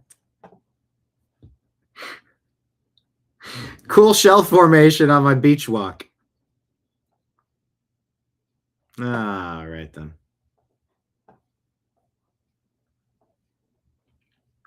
Oh, here's another good story. Yeah, I agree, Dina. People are talking about this. We need to change the acronym of ICE to National Immigrations and Customs Enforcement. Call it NICE, these nice agents. Yeah, that joke has been going around for a while, and it needs to happen. Just do it. Just change it. Put an end there.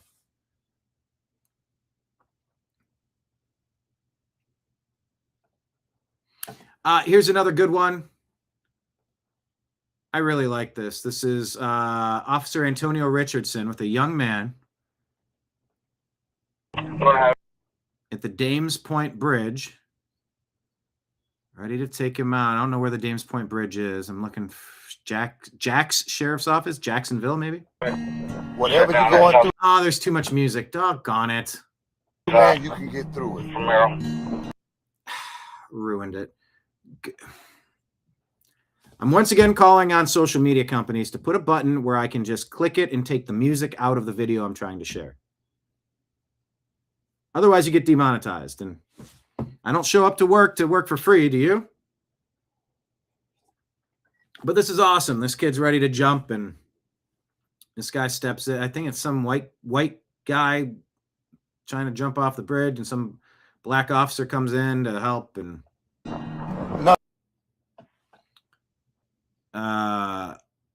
he's just basically saying, hey, man, we can get through this. And here, give me your hand. I want to pray with you. Let me have a prayer with you. And whatever you're going through, you can get through it. You mind if I just hold your hand and pray with you?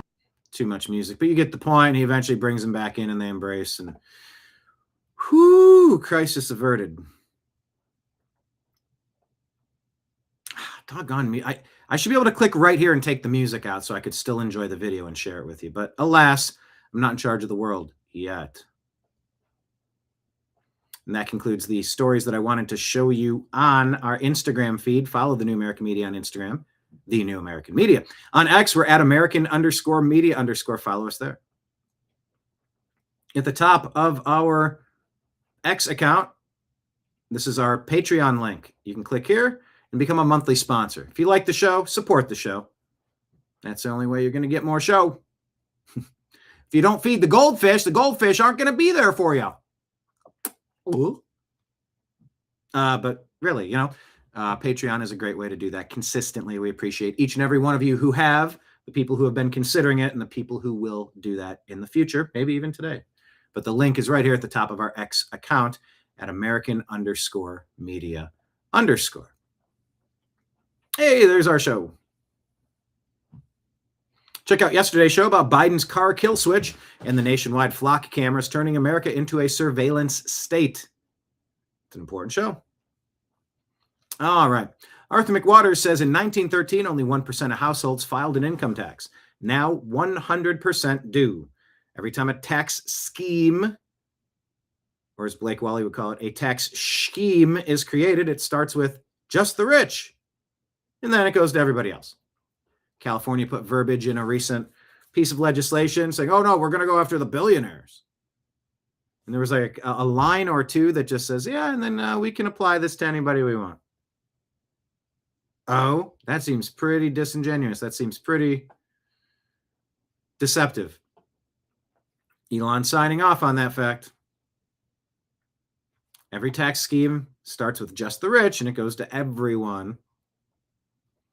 So Sean Davis reports breaking in a 6-3 decision. I'll let you guess who the three nincompoops are.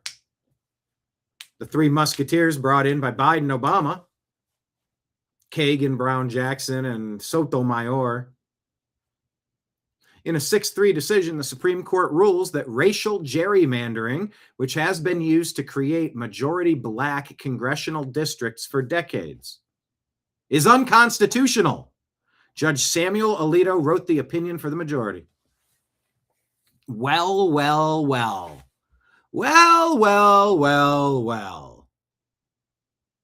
The whole Democrat plan to turn the nation against whitey just took a pretty big gut punch today. What a disgusting plan. Just change the races. What if the whole party existed to go get insert the Asians, the browns, the blacks, the Hispanics, the this, the that, whatever subculture group you want. The Democrats basically only exist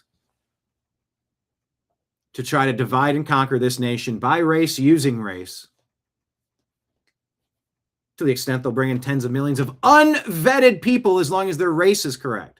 As long as their skin color is dark enough, the Democrats will let anybody in without checking their ID at the door, without making sure they're healthy, without making sure they can contribute to society, without making sure that they have something to offer, without running a basic background check to make sure you're not letting in a kid abuser or a human life taker, a career criminal, basically filtering out the poison. It doesn't matter what you look like. It matters how you act. And the Democrats don't care. Just give me more people that don't look like white people. That's what they've been doing for decades. And these racially motivated gerrymandering efforts by the Democrats has only been exacerbating their need to further perpetuate that racist agenda of the Democrats. Party of the KKK, the party who opposed the civil rights legislation of the 60s, they're the same group that is doing this now, the same group funding the KKK through the SPLC. Good point, Botanical. Main reason the reason there are two parties is to divide. Yeah, our founding fathers warned against two parties. Agreed. I don't like the Republicans. Just triage. Like that guy that was bleeding out, he took a huge gash in his arm. I don't know what he cut it on, the pizza delivery guy rescuing the child from the burning house. You saw what the cop was doing. He was twisting the tourniquet up above the cut so that the blood wouldn't drain out of his body.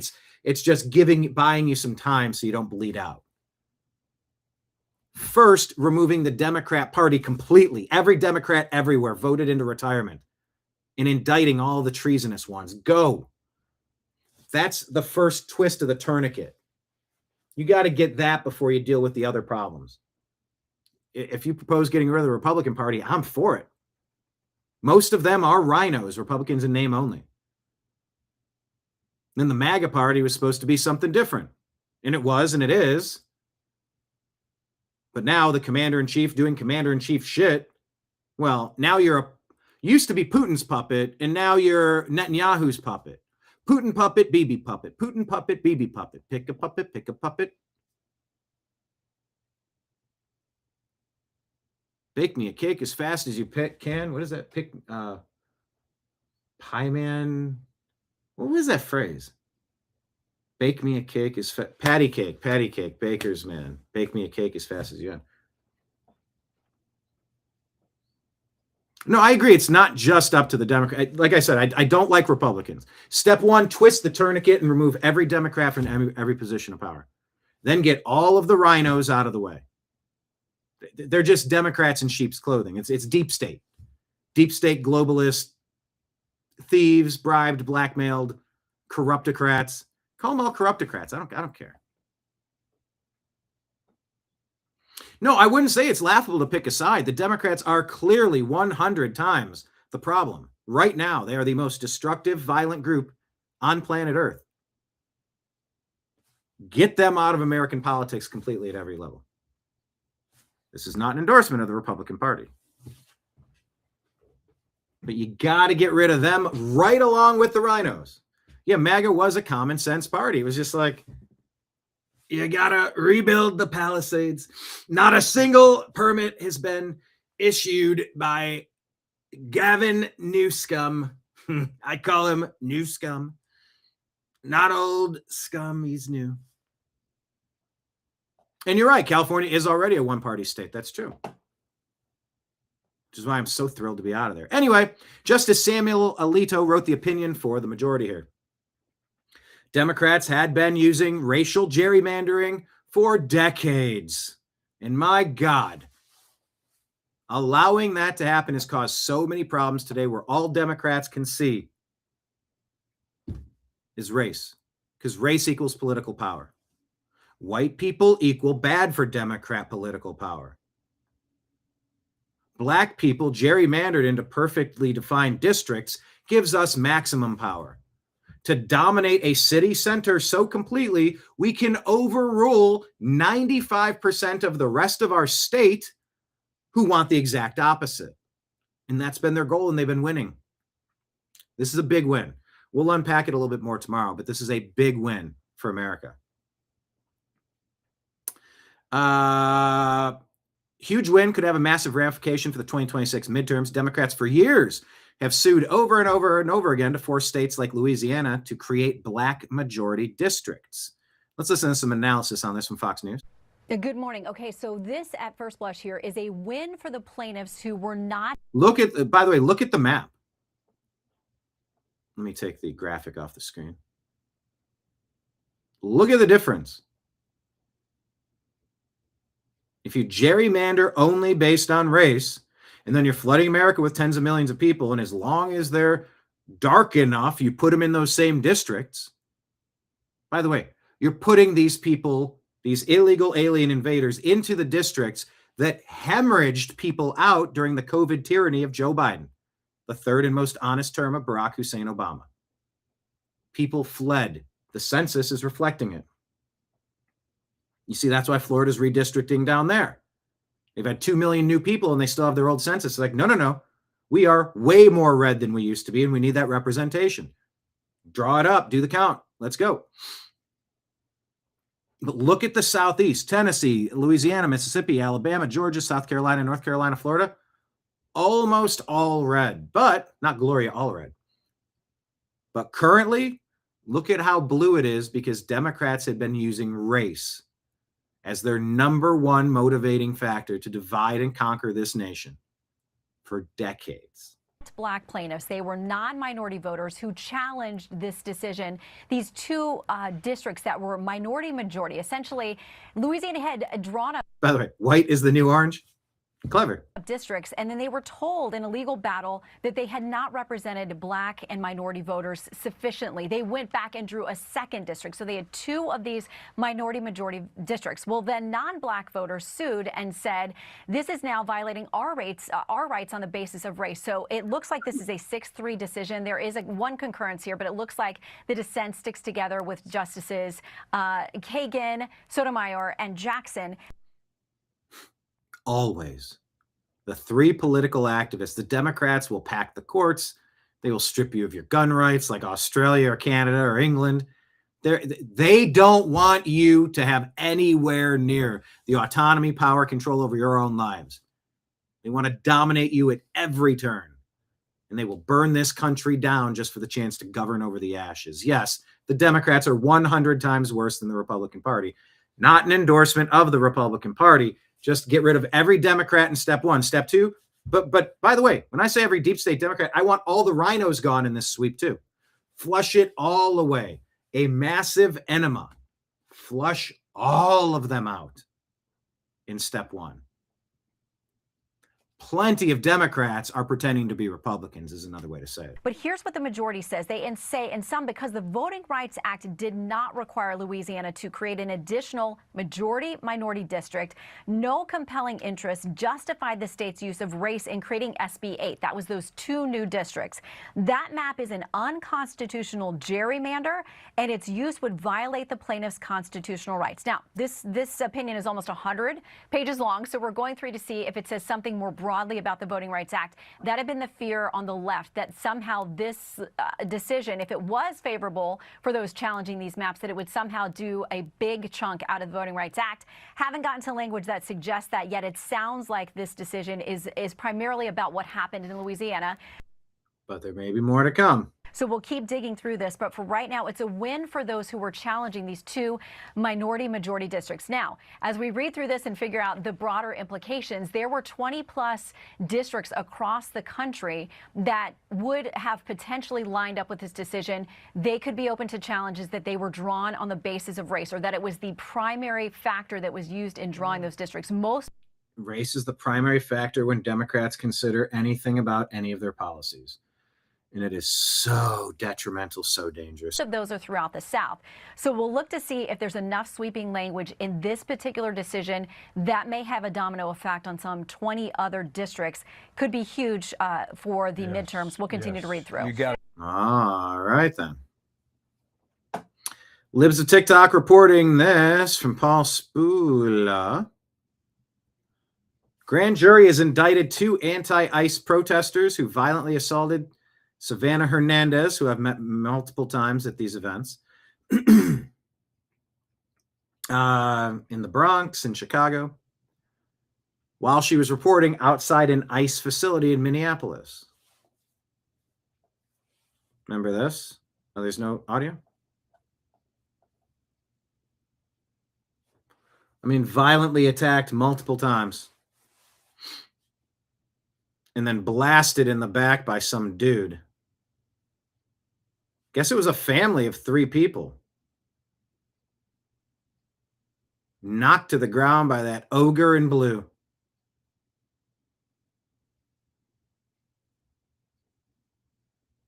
You're beating up a mom, dude. Good. Throw these people in jail for a very long time. You got every right to go out and petition your government for a redress of grievances. You have every right to go out in the public city square, the city center, and speak your views. To disagree with people and engage in debate. You have no right to get physical and violent. Throw the damn book at them. Good.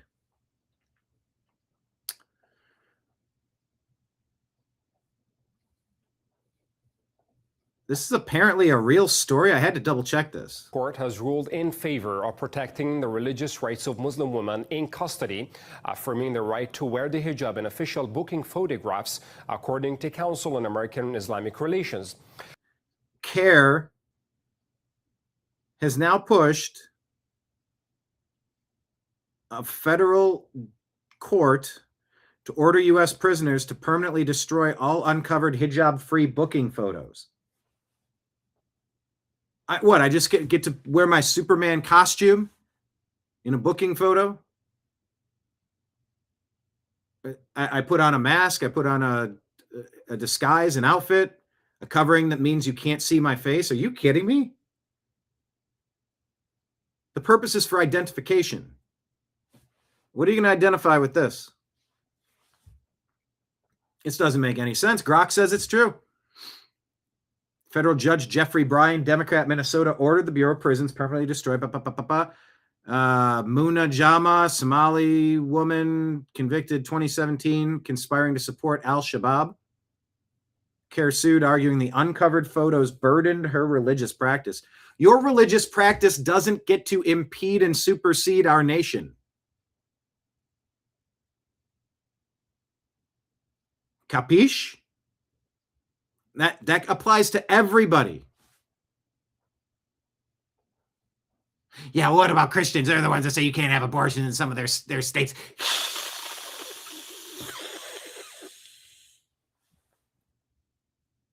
Yeah, it could be easily argued that life, liberty, and the pursuit of happiness. Life is the first thing in there, and protecting life. You could disagree with that, but it's not a horrific opinion. It's very rooted in common sense, protecting life. This applies to her record specifically, but now it signals broader accommodation for Muslim women in federal custody. I don't even know what to make of that story. The decision issued by a judge in... Anyway, I just read it. You get it. Governor Tim Walz is well, I guess I'm doing this a little out of order. But they've gone after the Quality Leering Center in Minneapolis. Governor Tim Walz says today's raids by state and federal law enforcement happened because our state agencies caught irregular behavior and reported it. That's how the system is supposed to work, and our agencies, blah, blah, blah, blah, blah, blah, blah, blah, blah. FBI Director Kash Patel. There we go, better sizing. Says, come again? Because a lot of warrants have been now served up in Minneapolis for fraud, for theft of funds. Kash says, come again, Tim Walz? This FBI and Department of Justice, with our Department of Homeland Security partners, drafted and executed every search warrant today. But go ahead and take credit for our work while we smoke out the fraud plaguing Minnesota under your governorship. And if you don't think he's connected to it and a part of it, then you're not paying attention, I would say.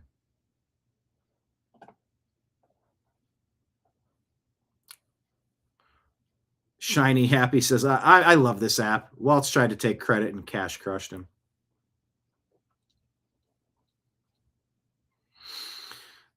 Senator Ron Johnson says it's a profound revelation that the U.S. FDA now admits COVID-19 vaccines killed American children.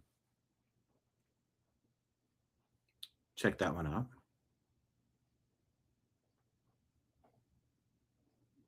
You know, we hear this about Reagan defunding the mental institutions all the time, but Tom Odell has a thought. He says CBS moderator Ryan Yamamoto just lied in this debate. He claimed that Ronald Reagan, as governor of California, was responsible for cuts in social programs that created homelessness in California. That is a categorical lie. The social programs that Mr. Yamamoto is referring to were cuts signed into law by Pat Brown, Jerry Brown's father, who was governor before Reagan. I was a college student at that time, and I saw the results on the streets with Governor Brown's actions.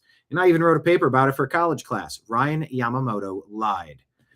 Here's yet another example of the bigotry and bias of media when they can't even properly do their research and make whoppers of errors in a debate such as this. I was always told it was Reagan. Here, let's ask Grok.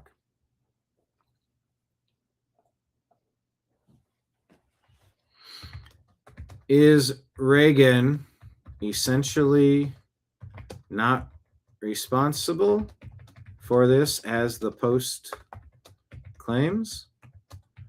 Lots of people blame Reagan for closing insane asylums. But yeah, it was not the SPLC. What's the other group? ACLU, I think they're the ones that keep suing for homeless people and suing to prevent you from getting people help that they need, which is really gone the opposite direction. Grok has thoughts. Reagan does bear substantial responsibility, especially in California, though the common narrative is oversimplified.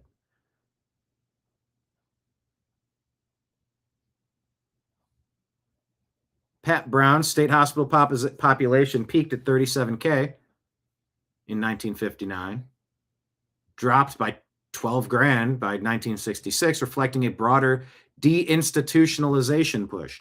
How many crazy, violent people should be kept in institutions? Make mental institutions great again. Reagan did sign Lanterman-Petrus Short Act, restricting involuntary commitments. Patients could no longer be held indefinitely without strict due process. Short-term holds only in extreme cases, danger to themselves or others. And emphasized rights over long-term institutionalization, taking full effect in 1972. So there's some context there.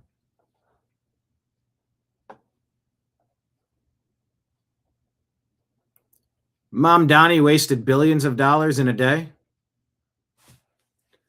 Jobs lost, money gone, cities collapse, economy implodes. Mom Donnie in New York. This week, New York's mayor filmed a tax the rich video. Well, today, we're taxing the rich. In front of King Griffin's Manhattan penthouse. Yeah, New York is going to be a very interesting case study. Eric Daughtry reports the liberal judge who released a Chicago criminal only to go K a police officer is the same judge who oversaw 3 years of this same guy's cases. Now the same judge is presiding over the criminal's case again. Impeach this judge and hold him liable. Yet again, Talley is accused of shooting 2 Chicago police officers, killing 1. Critics are slamming the judge over his decision not to detain Talley for his last crime, opting instead to release him with an ankle monitor. Don't just give it to anybody. They should not be enjoying the sun on their face and be able to keep committing crime every day. And these judges are doing nothing about it. It's flawed, it's broken, it needs to end. It needs to end immediately. The suspect is due back in court tomorrow to face numerous felony charges against Alfonso. These repeat offenders, man, you can't let them back out. Fire victim Sue Pasco starts her own investigation after $100 million in donation money from the Fire Aid concert goes missing. She personally called all the NGOs to find out who they were giving the money to. Not a single NGO had given any money to actual fire victims of the Palisades Altadena fires. Investigators were able to track roughly $75 million had been granted to 120 to 188 nonprofits. Not a dime went to the victims directly. Gavin Newsom created an NGO and then got some of that money too, is the allegation.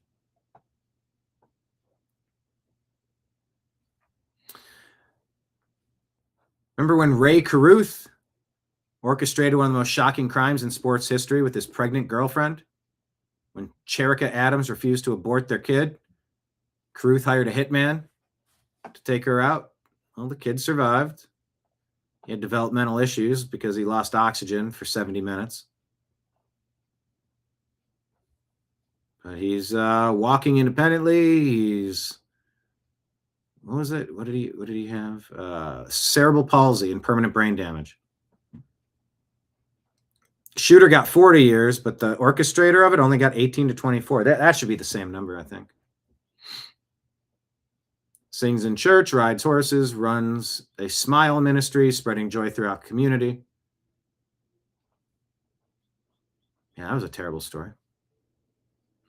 Morgan Murphy says Republicans can hold Congress. I'm proud of written a roadmap that shows how Alabama can lead by sending all 9 members to D.C. as Republicans next year.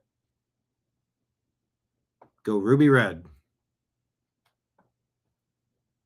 Turkish teachers are ushering students on stage. A school event where the kids proceed to rip apart U.S. and Israeli flags, along with images of President Trump, as the entire audience erupts in applause. This is a NATO member country, by the way.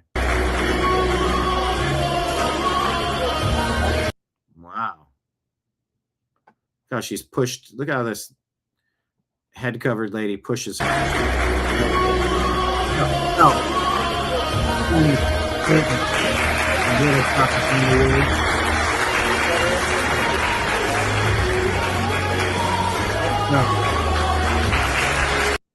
Yeah, all right, good stuff.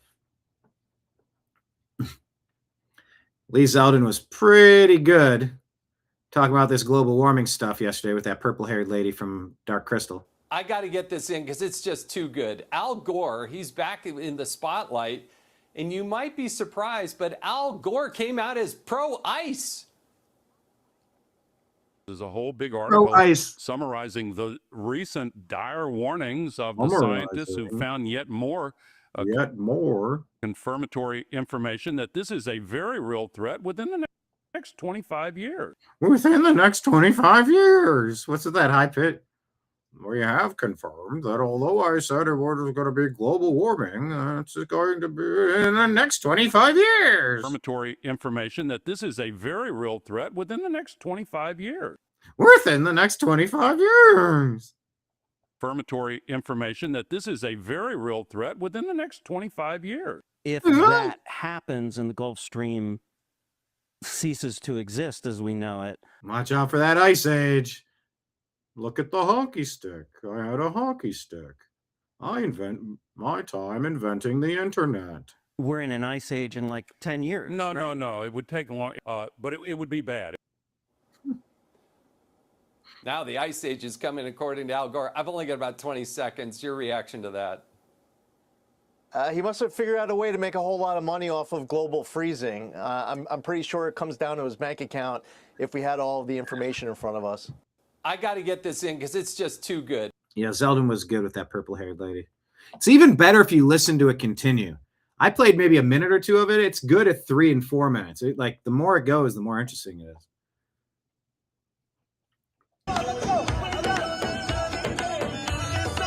Brooklyn Public School taken outside to embrace Islamic culture. Okay, then. Yeah, more angles of her getting assaulted. You don't do that to people out in the streets. Just when she gets blasted in the back by this goon in blue. Goofy goober.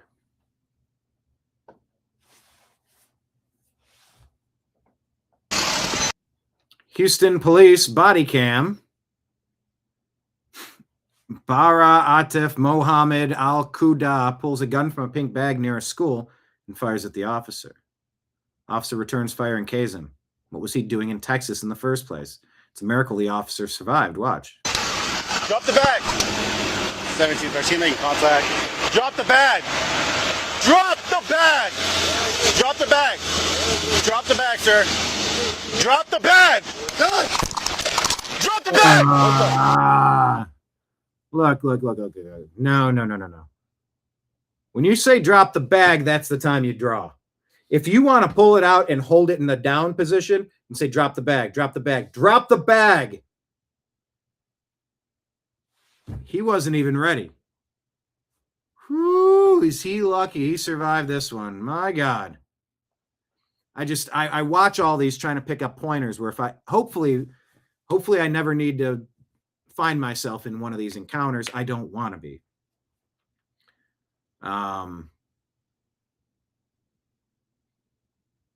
But if I do, hopefully I'll have enough training where I won't make some of these mistakes. If I have a second to draw and I think it's actually fight or flight in that moment, life or death, I hope I would clear the obstacle, grab the firearm, pull it out, get it ready, and at least hold it down. So like the only thing I have to do is this. I got it right here, and all I got to do is aim it right up at you. Whew, valuable milliseconds lost here. 13 making contact. Drop the bag. Drop the bag. He's got his hand there, but it's not enough. Drop the bag. And he repeats the command and takes steps forward, but now he hasn't holstered. He hasn't removed it from its holster. Rather. Drop the bag, sir. You've told him 3-4 times at this point. Escalate. Let him know you're serious. If you would have pulled that out, it might have saved you from getting shot. It might have saved this guy from having his life removed. Drop the bag. I mean, now he's going for it, but like it's too late. Oh my gosh, look how quick. Oh, is this guy lucky? Drop the bag.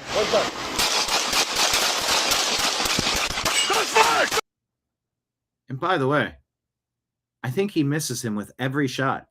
Dude's like Neo from the Matrix. Bag. Drop the bag.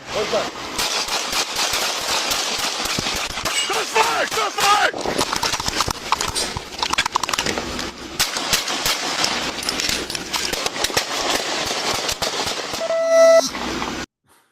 This is like a Wile E. Coyote cartoon. That one's flipping. Shots fired. 17-13 making contact. Drop the bag. Drop the bag. Was this a second camera? Oh, no. Drop the bag. Drop the bag, sir. Drop the bag. Drop the bag. Shots fired. Shots fired. I mean, that's got to be terrifying if you're shooting and nothing is landing. Woof.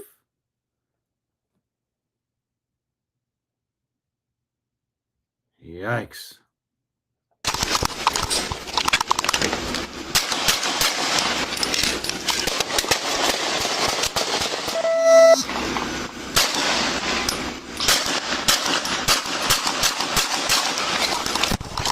Shots fired. Man, this is intense. Stop.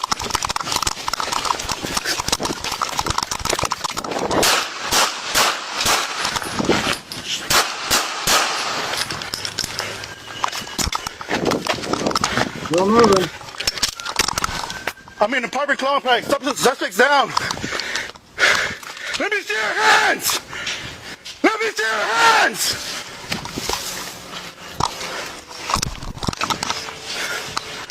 I'm in an apartment complex just north of. Whew.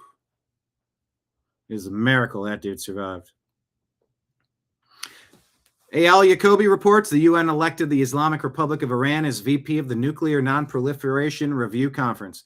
Just last year, this very committee found Iran to be in violation of the committee's policies. Well, isn't that special? Isn't that interesting? You literally cannot make this up. This liberal woman says this ends when we stand up and start shooting back. Get your guns, get your militia, get your people. And when ICE comes to town, don't give them a chance. Get a sniper and shoot, blow their effing faces off.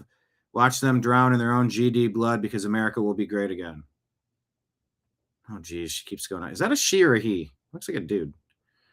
Liberal woman, ruby red bedhead. This is what people are up against.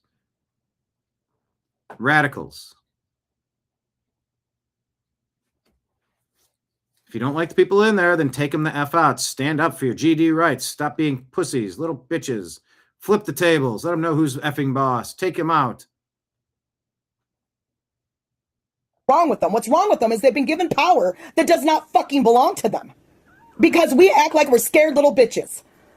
Flip the goddamn tables. Let them know who's fucking boss and take the motherfuckers out. It's as serious and as simple as that. Pick up your guns, end the tyranny, and blow their fucking asses away. You get it? This is what the Democrats are spitting out in their indoctrination camps. Their media, their schools. This is what they're setting out on our streets, and you wonder why there's so much violence. Well, don't wonder. The Republicans are not doing this. They are not saying this. They're not acting these things out. It's not a both sides issue.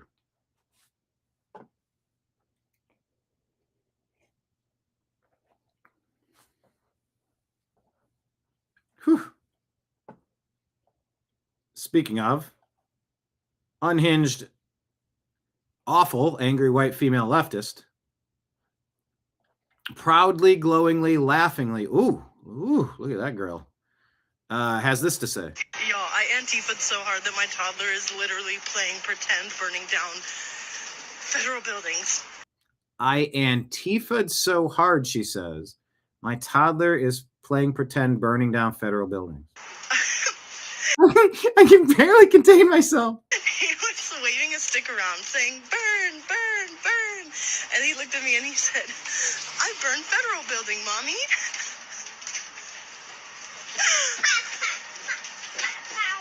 Too good. Oh, goodness.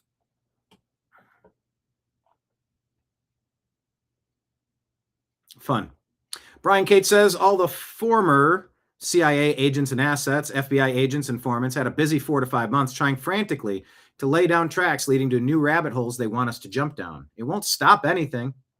He says City of London. And you hear about the London insurance companies in the Strait of Hormuz, and you wonder what's coming.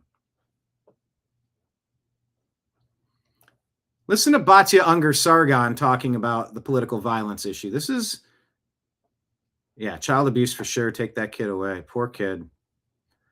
But you're going to hear leftist lies nonstop about political violence, but you have to understand what they keep citing. It doesn't make any sense. It's not true. It's not accurate. It's not fair. It's not helpful. But it's the only play left in the Democrat playbook. The University of Cincinnati, and then there's the Center for Strategic and International Studies. Now, these are all always shared. Hold on. I got to rewind it. We're starting from the scratch. Here we go. Geraldo brought up this idea that the left and the right are equal when it comes to calls for violence or acts of violence. You have done an amazing job of digging through the data, and what did you find? All right, so Geraldo, see if you find this compelling, Okay. all right? So it seems to me that there are three main sources that you hear a lot from the mainstream media that allegedly prove that the problem we have right now of political violence is a both sides problem. There's the Cato Institute, there's the Prosecution Project out of the University of Cincinnati, and then there's the Center for Strategic and International Studies. Now, these are all always shared by the likes of The Economist, the Wall Street Journal today shared Center for Strategic and International Studies. The problem is when you dig down into that data, it is so deeply flawed. Let me just give you a few examples, okay? The Prosecution Project, supposed to list all of the acts of political violence in America, does not list Charlie Kirk's assassination, does not list Trump's assassination attempts, does not list any George Floyd violence. 24 Americans lost their lives during those riots, not listed. But every white nationalist who's a drug dealer, that gets listed. So they list 33 white Aryans, Aryan Nation people who had a meth lab. This is political violence because they happen to be white nationalists. All right, Cato does not list the 9/11 victims, does not list any George Floyd violence. Center for Strategic and International Studies, where does it get its data from? The ADL, highly partisan, and the Southern, which just was revealed to have allegedly been funding the very racists that they were supposed to be fighting. And finally, I just have to mention this, the Center for Strategic and International Studies has in its methodology section, it says all anti-Semitism is right-wing. Any attacks on Jews or Jewish institutions, they reclassified it. If it was in the name of Palestinians, they reclassified it as ethno-nationalist. So by their definition, there's no such thing as left-wing anti-Semitism, which we all know is just nonsense. This is the data. It is flawed. Shame on the Wall Street Journal and shame on The Economist because they're giving a flawed view. And I totally agree with Katie. We can't.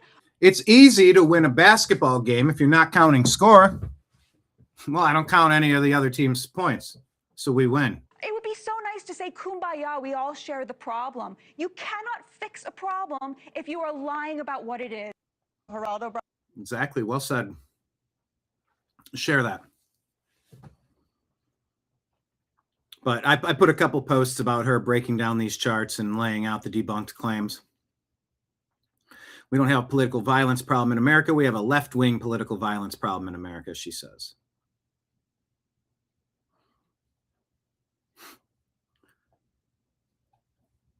I have a few more stories, but I think I'm going to end it on this one. Listen to Democrat Los Angeles City Councilwoman Nithya Raman getting booed by constituents. Can you believe somebody would say something so stupid? Well, you know, it's a Democrat representative. Listen to this. I mean, it's like, I don't think a kid's going to be safer because a tent is 500 feet away from a school. You know, it just doesn't work. I mean, it's. Let me play this one more time and let's break it down. At one of the meetings, and I dealt with this in Los Angeles, I went to these meetings and I complained, along with our security team, along with community members, about the crime in our streets from people that don't live in the neighborhood. The homeless situation, the encampments, the trash, the violence, the crime, the theft, the property destruction, the vandalism, the danger. She says kids won't be safer if tents of crazy, drug-addicted, violent people are moved 500 feet away from the school. That's not going to make your kids safer. This is the same woman who blamed Toyota for the people taking the catalytic converters off of the cars. Oh, they made it so easy. You got to crawl underneath the car. You got to have one of those things with the wheels on it and slide underneath, and you need a couple of tools. And yeah, don't blame the criminal. That's her refrain with everything. Never blame a criminal. I mean, it's like, I don't think a kid's going to be safer because a tent is 500 feet away from a school. You know, it's. And watch her roll her eyes at the natural response to that. It just doesn't. Yes, I'm sorry. There's the eye roll right there. Ugh, you're so stupid.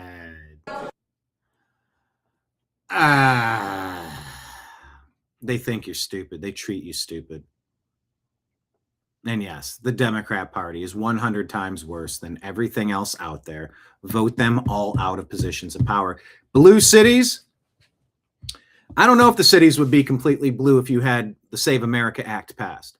If you had clean voter rolls, same-day voting, vote in person, and prove that you are who you say you are. I think cities are ready for a change because we've watched them massively mismanaged and turned into impenetrable strongholds of the Democrat Party. Take that away, they have literally nothing left. People like that should not be holding positions of power. Maybe they should be in the insane asylum. Yeah, bet she doesn't live near a tent encampment. When I lived in Los Angeles for a while, I was 2 blocks away from a row of houses, and behind them was a fence. That was a school. You could walk around the corner, go out to the sidewalk, walk 1 more block, and then that's the front of the school, and then the back is like the playground area, the community center area. Behind those homes became homeless encampments. Trash, crime, drugs. Trash, crime, drugs. Someone put up like a purple tent. It was like a transvestite dude in a purple tent who rode a green bike that was blowing people, that was turning tricks as a prostitute in that alley. I think they might have even gone into the school property to do that through the backside. Don't make a joke about through the backside. Make the joke.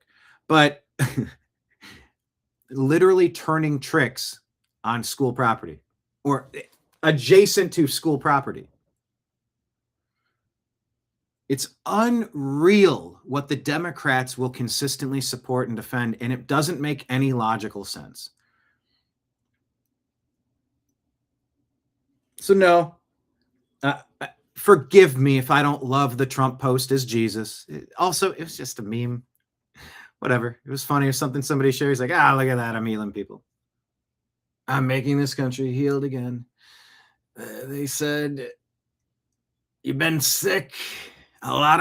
They said, sir, America is sick.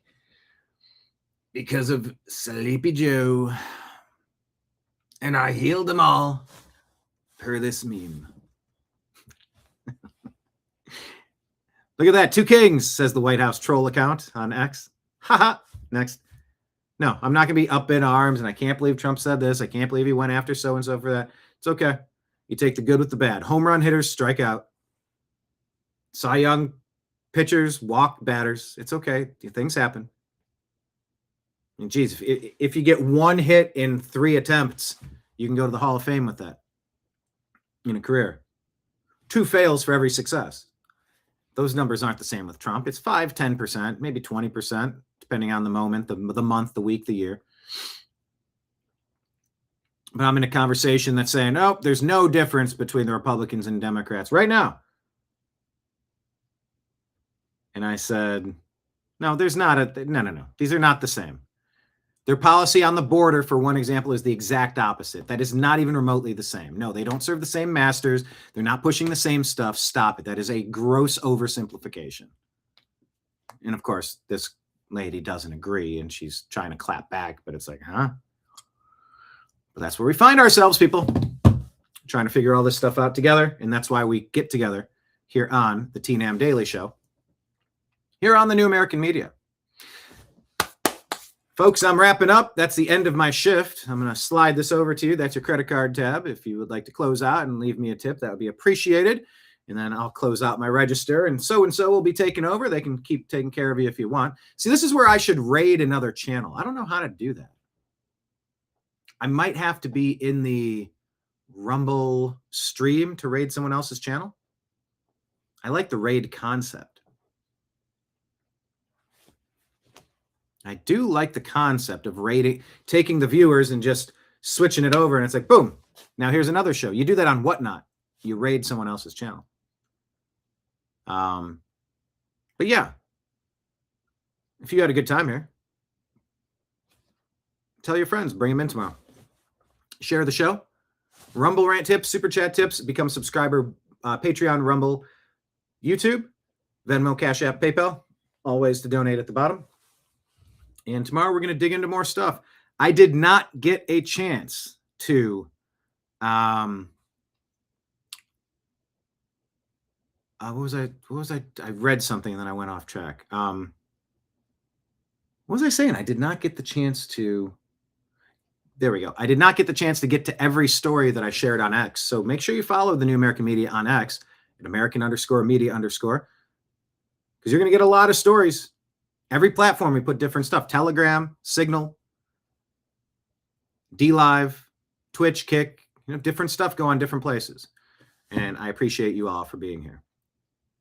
Yeah, I would love to raid. I don't think I can, because I am doing a live stream, but actually let me ask. Nithya Raman, what a dope. Los Angeles. I am live through Restream, which includes Rumble. Can I raid another show? What I should do is I should have another show that I'm partnered with. Yes. I can raid a show through Restream. Oh, but it's handled platform by platform rather than through a single Restream raid button. Restream itself doesn't have built-in universal raid feature. It's a multi-streaming tool that pushes your feed to multi-destinations. Raid and redirects are native to each platform's tools. Before ending your stream, decide on the target stream, make sure that it's live. Use each platform's raid redirect tools where possible. Use the raid chat command as channel owner. Copy the full URL of the target Rumble live stream. I wonder if I could do that. Let me try it today. Just for funsies.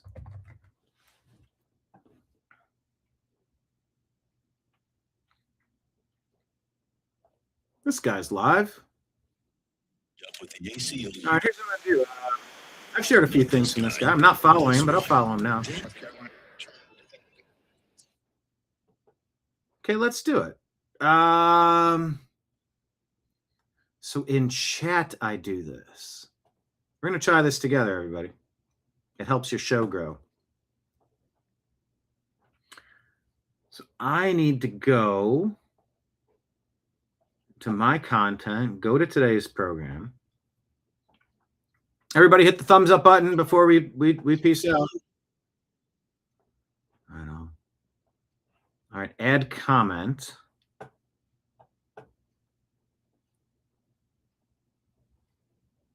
/raid https. Whoops. And then this stuff. Let's try it. You got to tell me if it happens. What's the name of this channel? Is that the name of the channel? All right, I'm going to try this.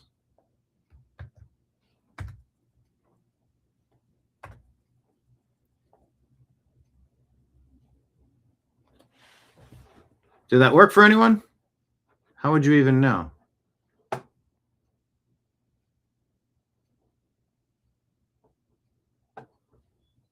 I don't see anything happening. All right, I don't see anything in their chat that it worked. All right, well, I'll continue to look into that later.